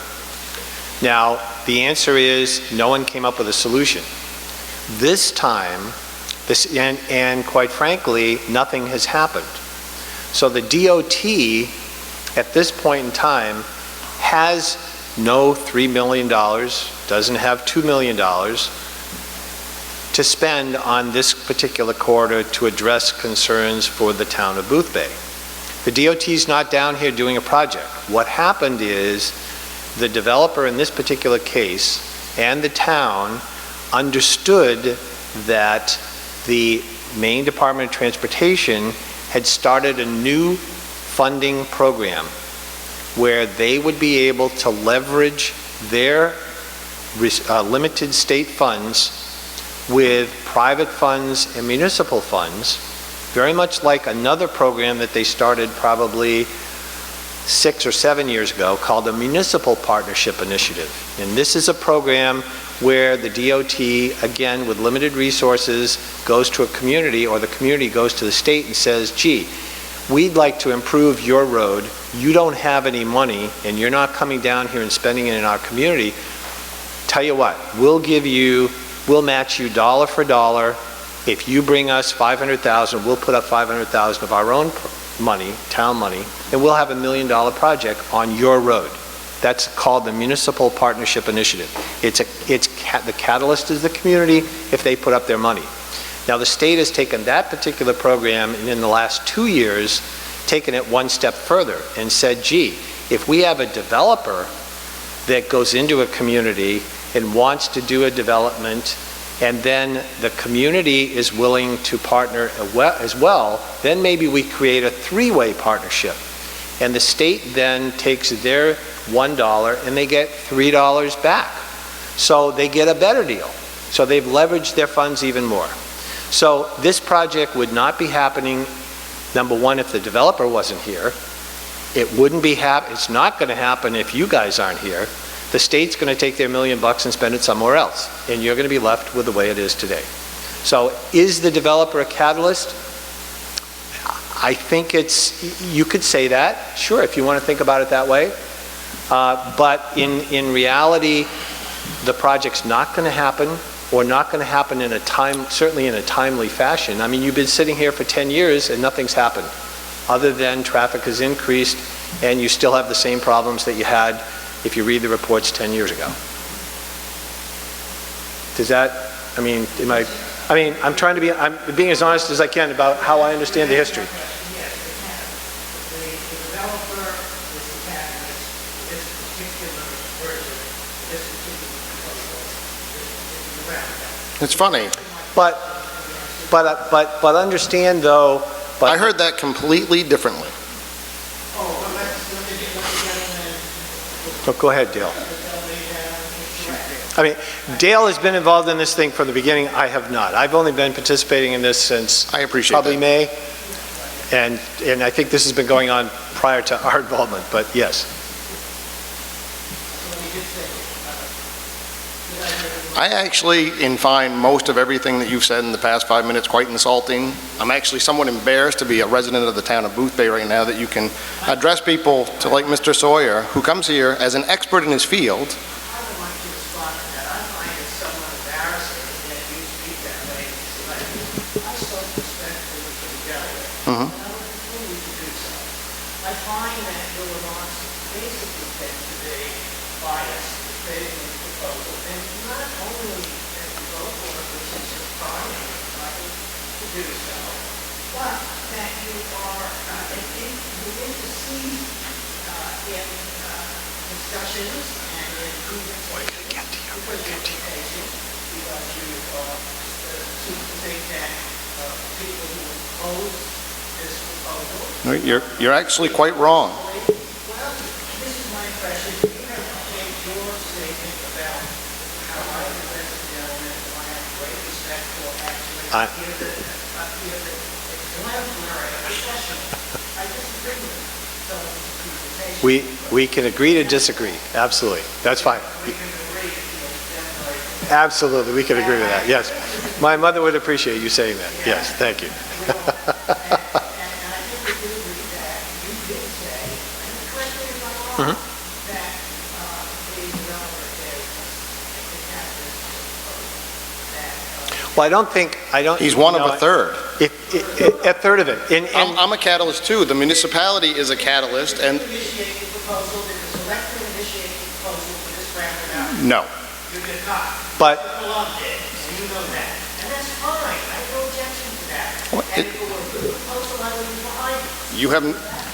You have no objection Sir. to that. Just to clarify for you, this proposal wouldn't be on the table if the town had not gone to the state. Yes, I agree.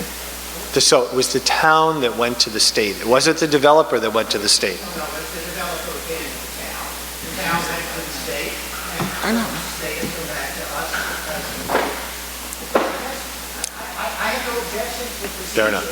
Fair enough. Nothing wrong Fair with enough. that. Yes. It's a question, let's clarify whose interest is involved in the initiation of the proposal. Well, everybody has an interest. The state has an interest, the town has an interest, and Yes, Skip, go ahead. If, for whatever reason, this should pass, okay, what's the possibility it doesn't? We could possibly get some type of steering committee set up, so if we get to something that would make sense, and it would be so we could fit there.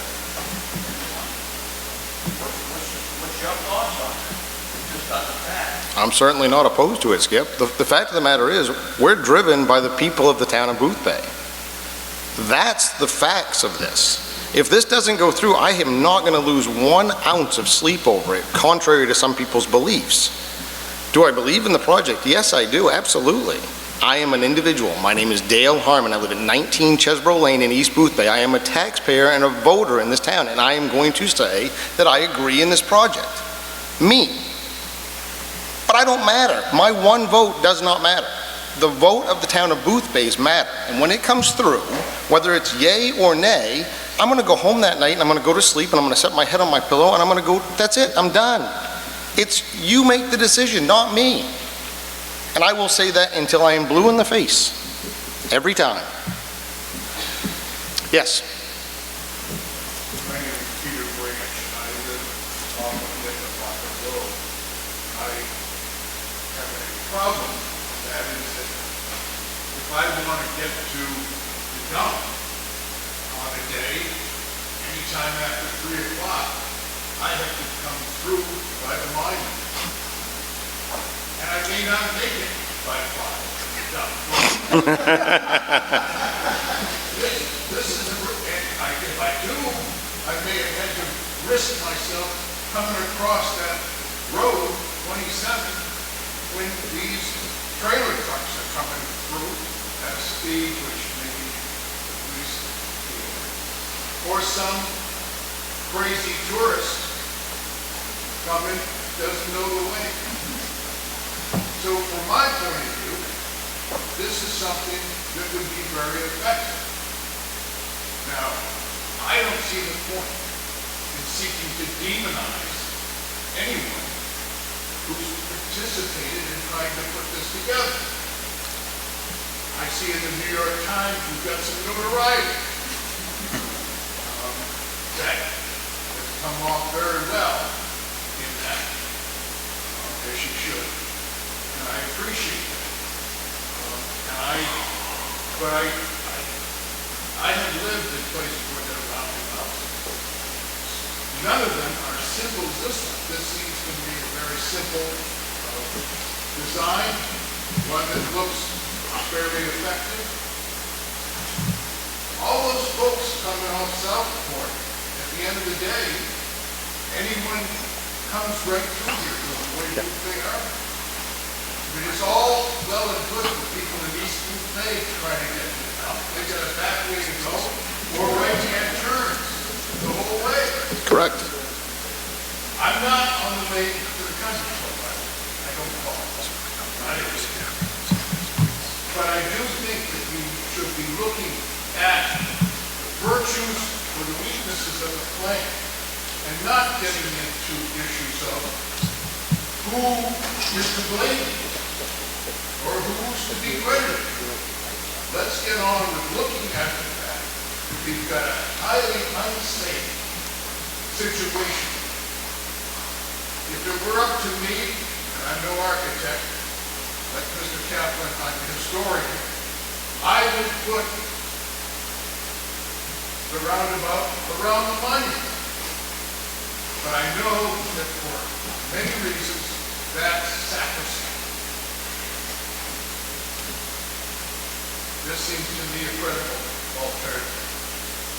But I do think that if we're going to move forward in a positive way, we should be looking at this project and not at all the ancillary political stuff that goes around.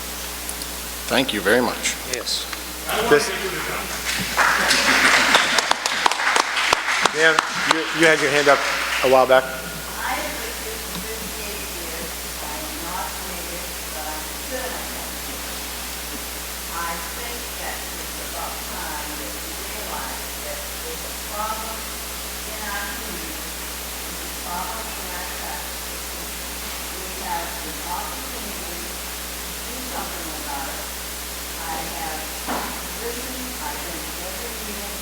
We have experts that have decided, have gone over every single aspect of what is good and what is not good. They have come up with a design, they have come up with a plan, and it's a plan that could work. We can't be armchair forecasts and think we can do this, or we can do that, and this is going to work, and that's going to work. The monument doesn't need to be moved. The town doesn't want to be moved. It's part of our history and Boothbay. That stays where it's going to be. The DOT, if they decide that they're going to fix this problem, you think they're going to care about the monument? No, they're not going to. I don't think so. We've got an opportunity now to improve our traffic pattern, to preserve our hang on to some of the beautiful things we have, and to move forward. It's all progress. Change is difficult. Nobody likes change, but it's something happening. I certainly believe it's something we've got to think about and take on.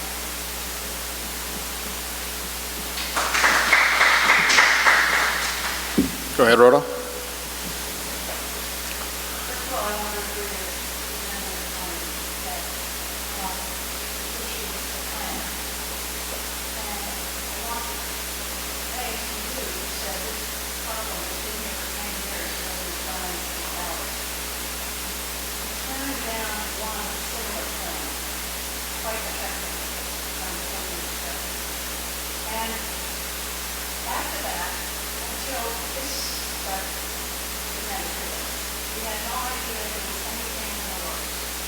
And so it isn't a question of what does the town want. It's a question of what did some people who thought that they could figure it out want, or what were they told they wanted. This is not coming from people, and there is so much divisiveness precisely because of this one in this room. I would have to disagree that it isn't coming from the people. The people in 2002 proposed a roundabout, and there was no funding mechanism. And now, 15 years later, excuse me? In 2002, it was never voted on. But 15 years ago, there was a problem. The state recognized it as a problem. They recommended a roundabout around the monument, and it never got taken care of.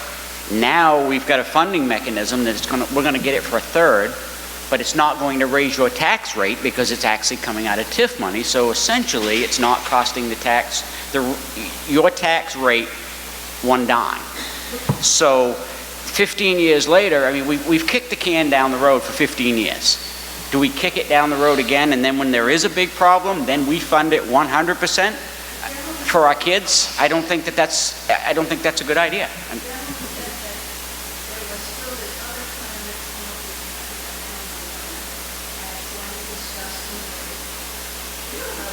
You know, when you said that you didn't know the people wasn't involved, when did we bring this up? It was 8 months ago? No, we brought it up as a proposal. After many, many meetings and all that, we've tweaked it, we've changed it. I mean, there's been a lot of changes in that plan since then. That's the purpose of it. The first plan, I'll give you that. We rushed it, we brought it through. What did we bring it? 2 months? We tried to get it through, and even the roundabout then was not a done deal. We took the 2002 plan because we felt we had to have something to show the people, or we'd be accused of going behind closed doors and coming up with something funny. So we took that, we threw it out there, and lo and behold, the roundabout come up, and it was a big deal. This time, we bring it forward 8 months ago to try to be as transparent as possible. We've been sitting in this gym a lot more than we ever expected we'd have to, but I have no problem with that. I think it's a great thing to bring people in. But no matter what, you're going to have people say that it's been rushed. I don't believe 8 months is rushed. I'm sorry, that's my feeling. I think that it's been very transparent from the get-go. When did we? No, actually, it was all, we were all released, the public and us, at the same time. As a matter of fact, I don't know if I remember, we had to table an entire meeting because we had 150 some odd people show up and we couldn't fit them in the town hall. That's when it was going to be introduced to us, and that's when you were all going to see it too, but so many people showed up, we had to wait 2 weeks and do it here. It was that, not our proposal. How does that, I mean, if somebody has something to present to the selectmen, isn't that how they go about doing it? Get on the agenda and present it to the selectmen? But what have we done the last 5 months, 6 months? We asked the public if they'd like us to well, I'm going to put it this way. I don't think we asked the public if they wanted us to enter into this. What we did was say, I think it would be incredibly irresponsible of us as selectmen to not put it out to the people and let the people make the decision, which is exactly what we've done. And not only have we put it out to the people to make the decision, we have made it as transparent and as public as possible. You still have the call. Come November 8th or 7th, 8th, November 8th, you make the decision. We're just giving you all the information. They brought us a proposal. I personally like it. Dale Harmon personally likes it. The town of Boothbay makes the decision, not me. But it's my responsibility that says I think it's only right for me to bring it to every voter out there and let them make the call, which is also why we didn't even entertain a special election or a special town meeting. We wanted to do this during the presidential election when you're going to get the absolute most voter turnout. This is going to be concise. I mean, one way or the other, either it's going to go through or it's not. I don't care. Honestly, at this point in time, I just want it behind me one way or the other.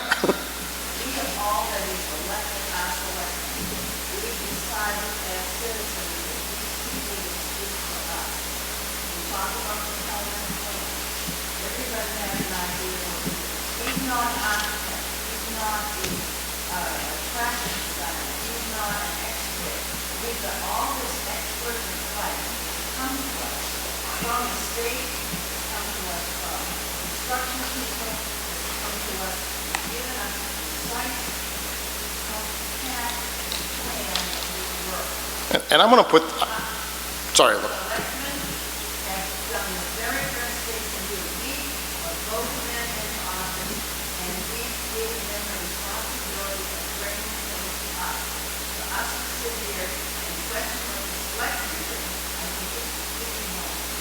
And as far as the Hellman plan, I want to make this very clear to everybody. We took the Hellman's plan and we sent it off to MDOT to have them review it. I'm not a traffic engineer. Don't know enough about it, don't want to know enough about it. We sent it off to Mark Lenters, and I'm sure he has an opinion on it, and I'm sure that opinion is going to be questioned inevitably. But regardless, after those two opinions, we want to send it off to our peer reviewer and have him look at those opinions and see if they have any validity in that too. We're not just sitting on the Hellman's plan and thinking nothing of it. I'll be the first one to admit it, when I first saw it, I was pretty intrigued by the sense. I put some serious thought into it. I definitely see some problems with it, but again, I'm not a traffic engineer. I'm not voicing an opinion on the Hellman's proposal because it's not my forte. If they were putting pipe in the ground, I would have an opinion. That's not what they're doing. Yeah, I do want to apologize. I think, because I do read all of the, looking hard. Except for we don't think. Don't think I didn't catch that. Excuse me.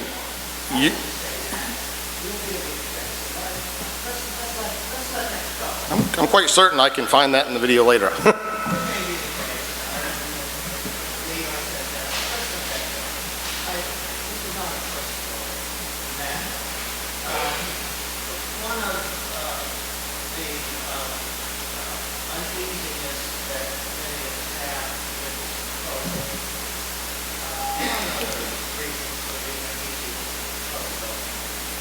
Is that you as a selectman receive this proposal, rather than, from my point of view, initiating proposals.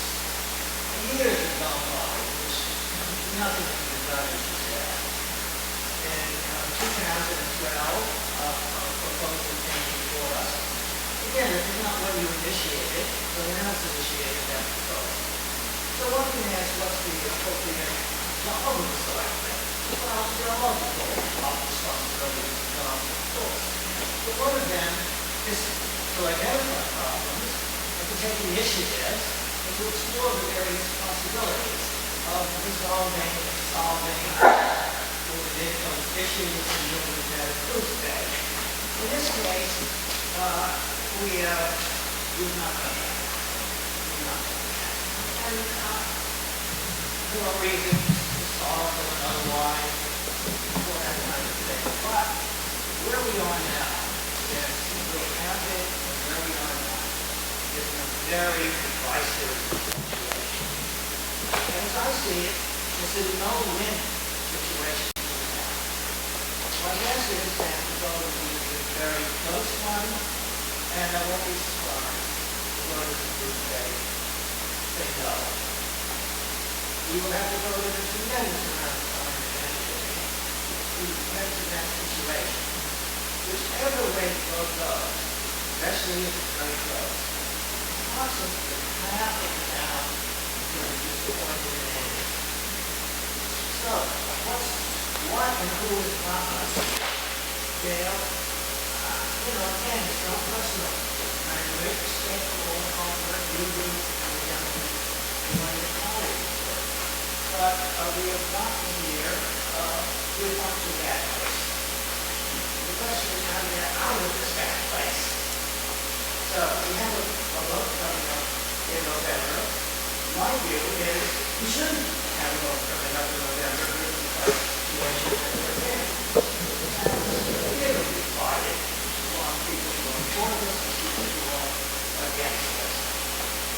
I have reason to believe, as I said before, more people are against it than for it. As you probably know, the Committee Against the Roundabout has a Facebook site. We've got over 4,000 hits within 10 days. Almost all of them against the roundabout. Now, we only have approximately 2,500 voters. We know that. But that's not, that statistic needs to be tweaked and evaluated. But there are possibilities, there are ways to get out of this. One way is to say the town is so divided on this issue. Let's withdraw the article for the time being, go back to round zero, and say, hey, let's take the development proposal, let's ask for other proposals. And we lose a third of the Yeah, let me take this. That may not be really possible to do. So I could say, well, okay, we're going to change our recommendation because whichever way we go, we're in another situation. And tell the townspeople, the selectmen, at this point, we're going to reach this progress of withdrawing their recommendation and town approval. Now, you don't have a huge vested interest in going forward with this, and they'll say, okay, which way it goes. That doesn't meet my view of how you have spoken about this. No, no. No. Don't misquote me. I have adamantly said repeatedly many, many times I support the project. But the night of the vote, whether it's yay or nay, I'm still going to sleep soundly that night. No, so will I. But that's not the point. The point is that it was your responsibility to do this as a selectman. You have strongly expressed yourself as in favor of the proposal. In your official capacity, that's been the case. In your personal capacity also. I know you're I think I made it very clear it's personal every time. Well, I'm sorry you did, because that's not relevant to the position. Fred. So anyways, I think there's no real situation.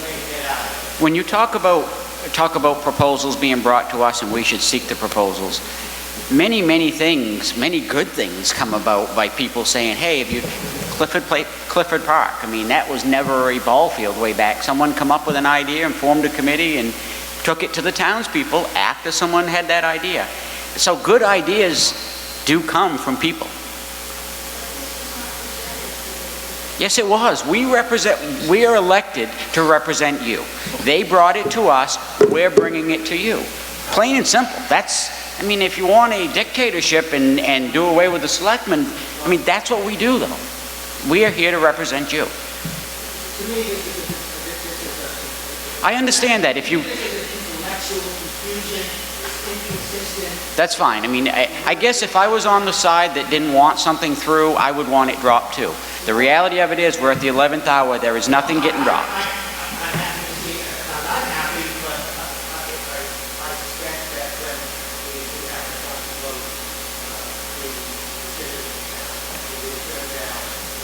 Well, I think you're wrong. Yeah. The reality of it is, I've got really good friends that's for it. I've got really good friends against it. But you know what? It doesn't affect my friendship with them one way or the other.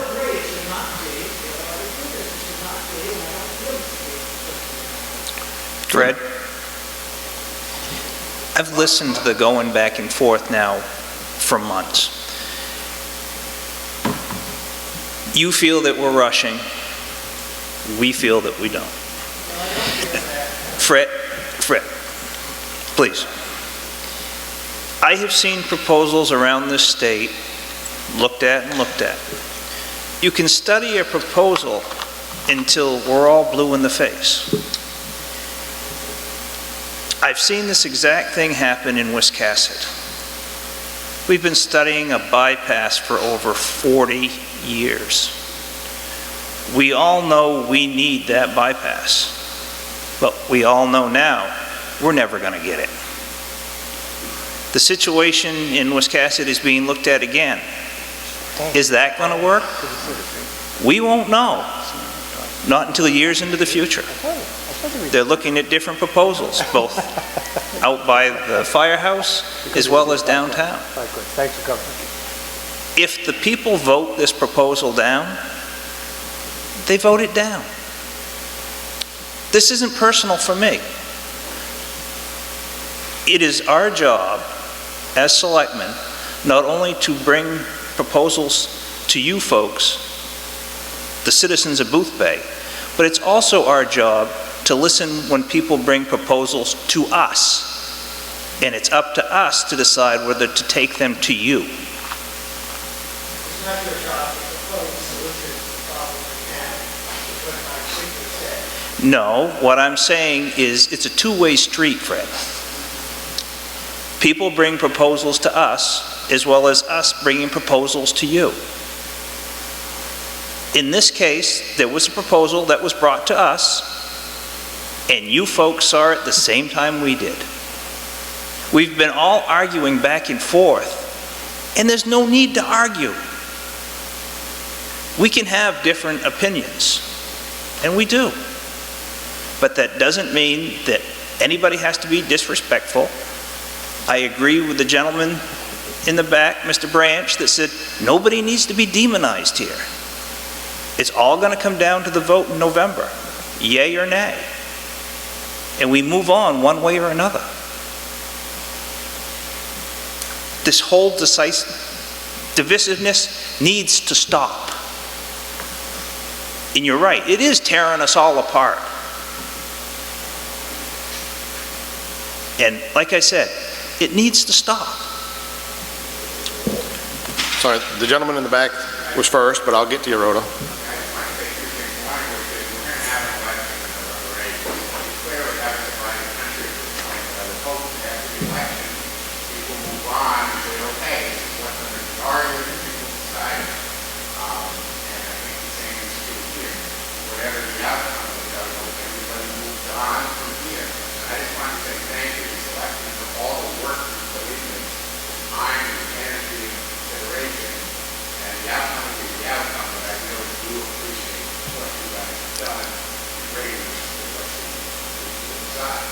Thank you very much. Thank you.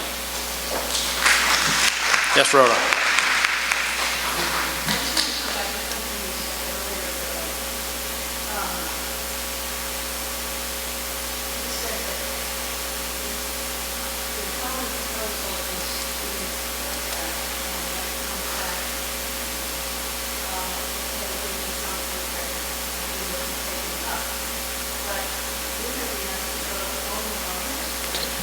This is the unfortunate thing. For one, I mean, I gotta be, only because we haven't seen MDOT's review of the Hellman's proposal, I don't want to speak from a traffic engineering's perspective. I have heard some critiques of the Hellman's proposal, which doesn't sound very positive, I guess, as far as that proposal goes.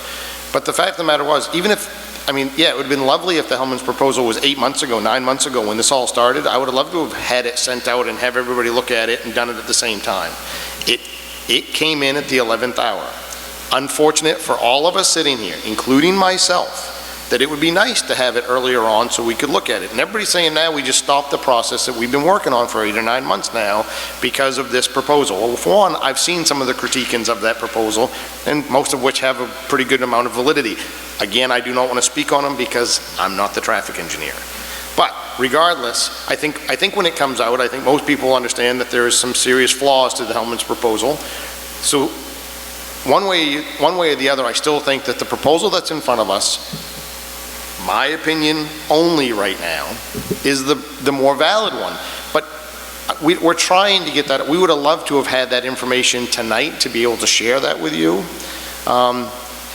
The reason we're even looking to share it with you is come November 8th, if they come back and say that this is the Taj Mahal of all roundabout solutions, well then you guys have the ability to say, no, we don't want this one.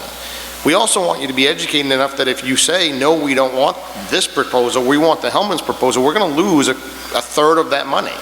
So then how do you finance the Hellman's proposal? It's the 11th hour. It came in late. It's unfortunate. We're trying to still deal with it. The fact of the matter is we're not going to stop what we have been working for 8 months, but we are going to try to educate the voters so they know what they're voting on, and they know that if there's a better proposal out there, they'll know that hopefully before November 8th. We're just waiting for the review to come in. That's what I know right now. Dale? Yeah, she had her arm. Dale? Oh. Katie way back. Katie? Yes. You need to speak up, sorry.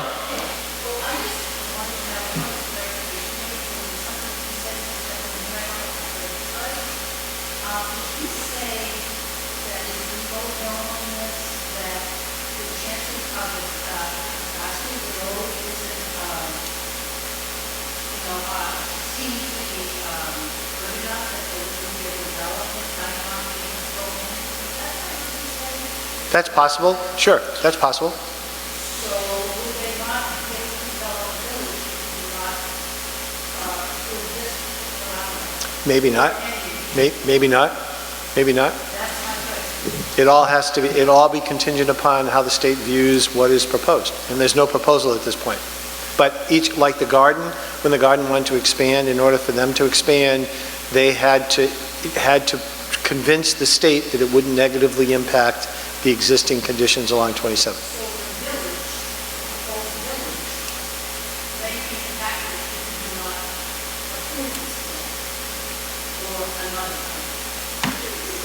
Yeah, I think I hear what you're saying, and that's, yeah, I think that's correct. Yep, that's correct. Yep. I mean, would it be helpful? Harbor as well. Well, right, yeah, 27 really, yeah, leads to the end. And so it's not just you guys, it's actually downstream, Boothbay Harbor is the same thing. But would it be helpful to give, excuse me?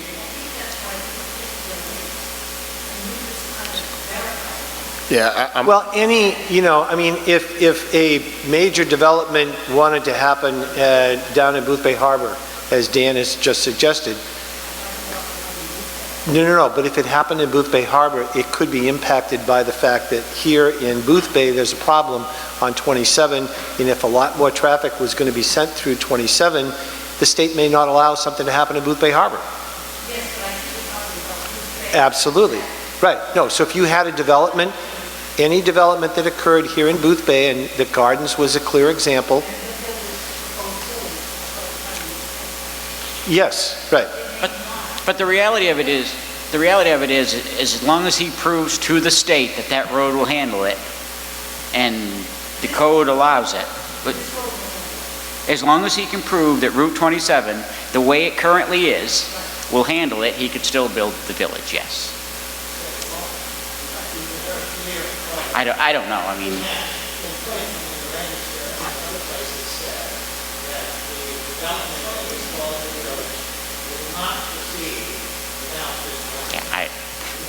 You may be right, Fred. I don't know. You know what? I can't speak for him. You know, he may change his mind. I don't know. It's his land. It's not mine. So for clarity's sake, this is off the 2002 plan. This is basically our plan. The meat of this plan came from our plan, Boothbay Harbor, and Edgemont. So this is, the meat of it is our plan, and that's what you voted on the last time. What we recognized is that no one wanted it around the memorial. So got together, the engineers looked at it, decided that where is the next best place to service Quarry Lane, and that's where it came from. So this really was, in a sense, our plan. And yes, it has changed, it has modified. But I just want, for clarity's sake, it is our plan. In addition, also, we have the town developed our district. And one of the things that we wanted in our district was to enhance development, is to enhance development around our pond. Whether or not it's a plan or something else, we as a town developed a district next to the pond or in that side of our town. Correct. Which we said we wanted economic development. This plan, I was not that clear right when it first came on, but I've also done like that. I have 20 years of ability development experience in other areas. And once I saw both the problems with traffic, the plan we put into place in 2015, this district, where we decided that we wanted, where we wanted to enhance development, whether or not we expand a little more in the scope to be across 27 or not. That this roundabout in this location needs current and future, whether or not it's project or not. And I will tell you that there was one town that 20 years ago put a proposal from the selectmen to the people to expand water and sewer so that hopefully they could develop in their industrial area that they wanted to. And they have not in the last 20 years gotten the development that they really wanted to because it was not market driven. It was driven by the town's success. And in my 20 years of real estate development, market driven is the town and the economic development a number of public and private and nonprofit joint ventures to develop real estate, and both bases in other cities have already made this lot around the roundabout, and then in the future, we're looking at farm and these properties that are out there. Thank you. Yes, go ahead. Dale, does it make any sense, and I realize this, you know, unfortunately the crowd is dissipated a bit, but this gentleman here a while back asked the question about the Hellman plan. Have we looked at it? We have taken a look at, or Absolutely. this engineering team has taken a look at it, and if you are okay, we'd be happy to provide some observations. Please. Maybe not real, you know, detailed and specific stuff, but we would give you a kind of an overview of the concern or the issues we've seen with that, and without, you know, a real detailed analysis, it might be helpful to point out some things that we see that maybe aren't apparent, or things that you want to consider if you think that is a, you know, a more positive plan than one's being proposed. So Mark, you want to share some, you know, what we've come up with? Sure. My name's Mark Lenters. I'm from Madison, Wisconsin. Fasten your seatbelts. I think the most important thing to consider is that the Hellman plan is a circulation plan, and it's not consistent with the goals and the aims of the project. That's really, really important. It's also not consistent and compatible with the 2002 vision that you cast concerning how you want the village to evolve into a more pedestrian-friendly, bicycle-friendly, development-friendly common area. So when someone asks me, did you look at everything? Did you think of everything? We'll often report, yes, we did. We like to be thorough in evaluating intersection needs and evaluating corridor needs, we do. But we do so within the boundaries of the constraints of planning documents, like the 2002 plan, like the direction I got from the DOT. In order to do this study of the intersection selection, to come up with a preferred solution, I asked the department, how would you like us to look at this? Because my first inclination was to put the roundabout around the monument. It's the closest location to where the conflicts are occurring, to where the congestion is occurring. It was the most obvious one.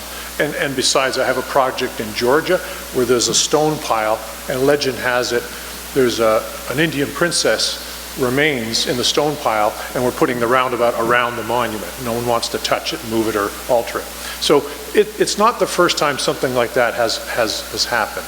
But I think it's important to see the Hellman plan not as a solution to the problems the DOT is trying to address, but they're part of a bigger thought process that you might have conceived of back in 2002, and maybe somebody did and said, you know, we could kind of make a whole square out of this, and you decided not to.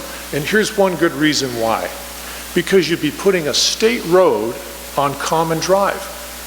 And that's completely incompatible with the vision of the park and the adjacent development and the parking lot and everything that's conceived of in that area. It's just completely fundamentally against that concept. The idea of putting a state road up through the side of a park, eliminating an existing state road that provides singular circulation in both directions, and putting a one-way street up either side and effectively creating a barrier to access to your own area, your own common. So fundamentally, the concept is flawed. So there was really no basis to consider it in the first place. So should you stop the process? Absolutely not, because I wouldn't give that concept more than a few hours of consideration. It's just fundamentally flawed. And I've got some diagrams and some things to show you, but I want you to understand, it's not a credible option to begin with, because it's a circulation plan. It's not a safety improvement plan. Right. It's not a plan that the DOT is looking at to solve the Back River Road problem. They're working with an existing right-of-way, what's available in ownership, what's compatible with your 2002 plan. So I'll take a question at that point, unless you just want to keep going with this. I'm okay with just keep going. Right. Oh, what? No, it's fine. Steve has a question. No, I don't have a question. I just wondered if it's worth keeping going is my point. Do the people out there would like to hear what he has to say?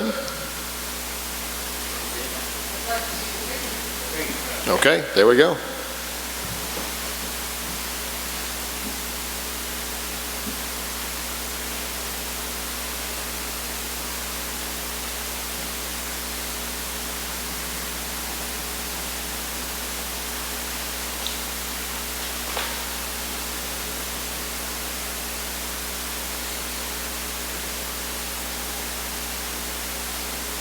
We like to be thorough.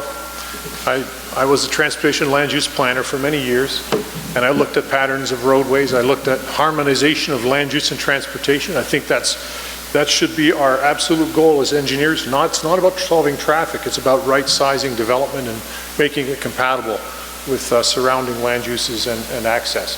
So the dotted yellow lines indicate, you know, sort of a circuitous pattern. The red lines are essentially an outline of a possible road pattern.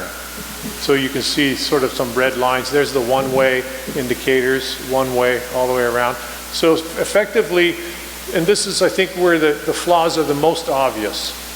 It takes right-of-way where you don't own the land. It cuts off access between land use and an important feature in the community. And by extending a larger, wider right-of-way with higher speeds and 10 times the volume that's there today, you're effectively creating a separation between the things you cherish and the potential land uses that are compatible with this park. I mean, that's just so obvious. Who would want to do that? Be careful what you wish for. Then you get into things like fire access. Fire station here, got to go all the way around, from, get my directions here.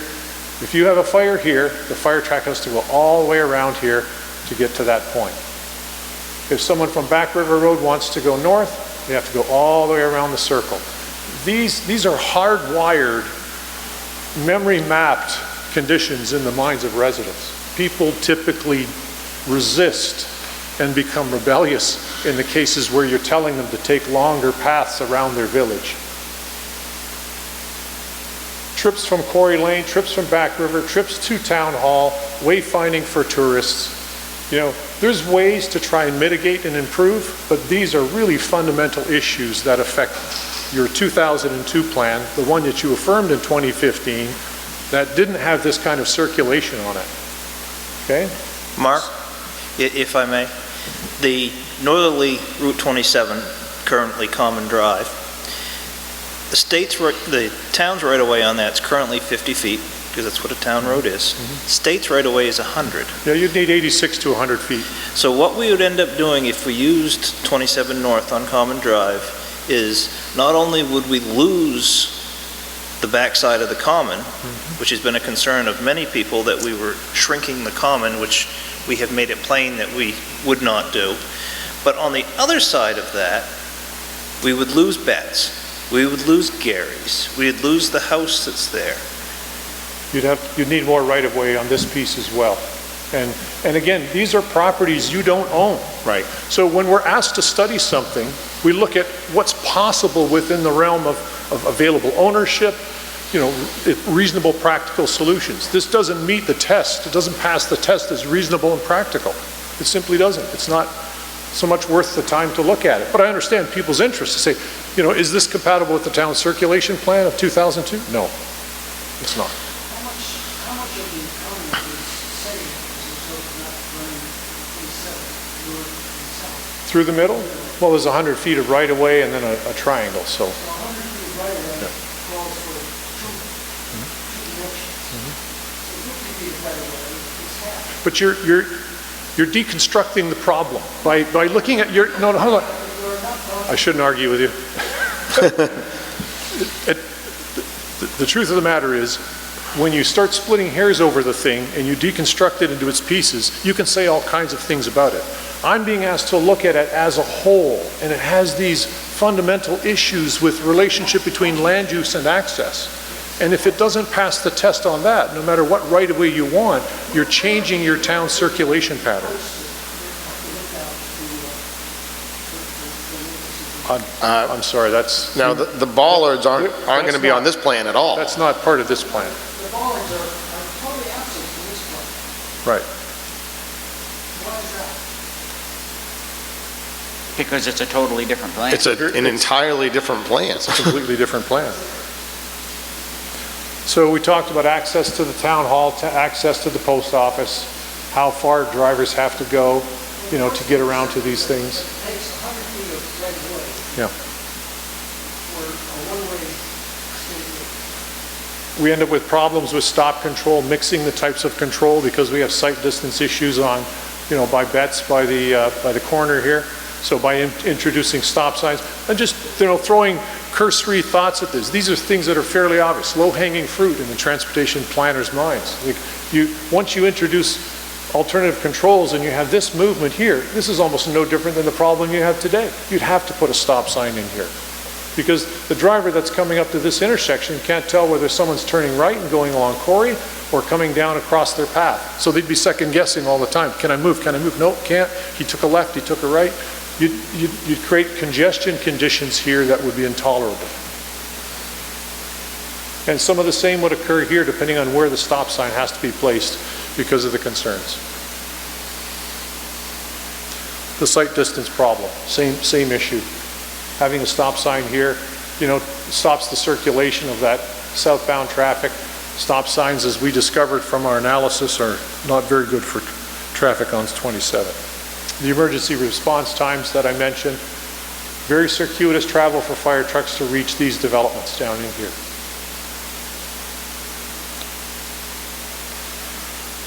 Most of the right-of-way is private, it's just not available. We can't study options that with lands we don't own or have access to. There's no funding for the plan.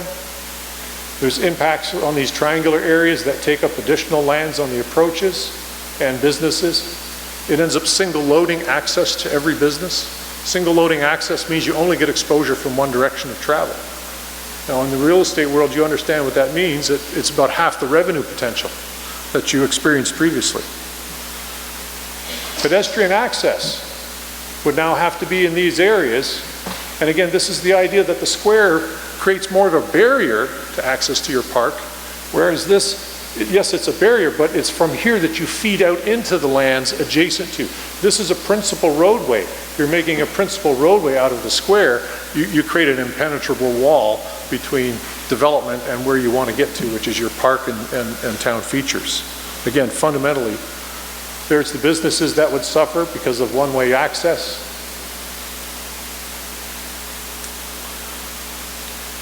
And this is the one that I started out talking about, that making a state road out of common drive, you know, imposes access restrictions, imposes higher traffic, it's a pedestrian barrier, it reduces all the parking opportunities that you cherish, more right-of-way to meet highway standards, and all of this has to be to state standards in terms of pavement depth and structure. So it's far more than $3 million to do this, because you have to remove all that and restore it. You have to build new full-depth asphalt and pavements. There have to be intersection controls at each of these confluence points with raised channelized turning movements. Very expensive and very limited benefit in relation to what we were asked to look at. So it's a grandiose circulation plan, but honestly, it does not meet your goals. Thank you, Mark. And the trucks and the yachts could barely turn the corners anyway, so yep. That's pretty much it. Any questions? We have one.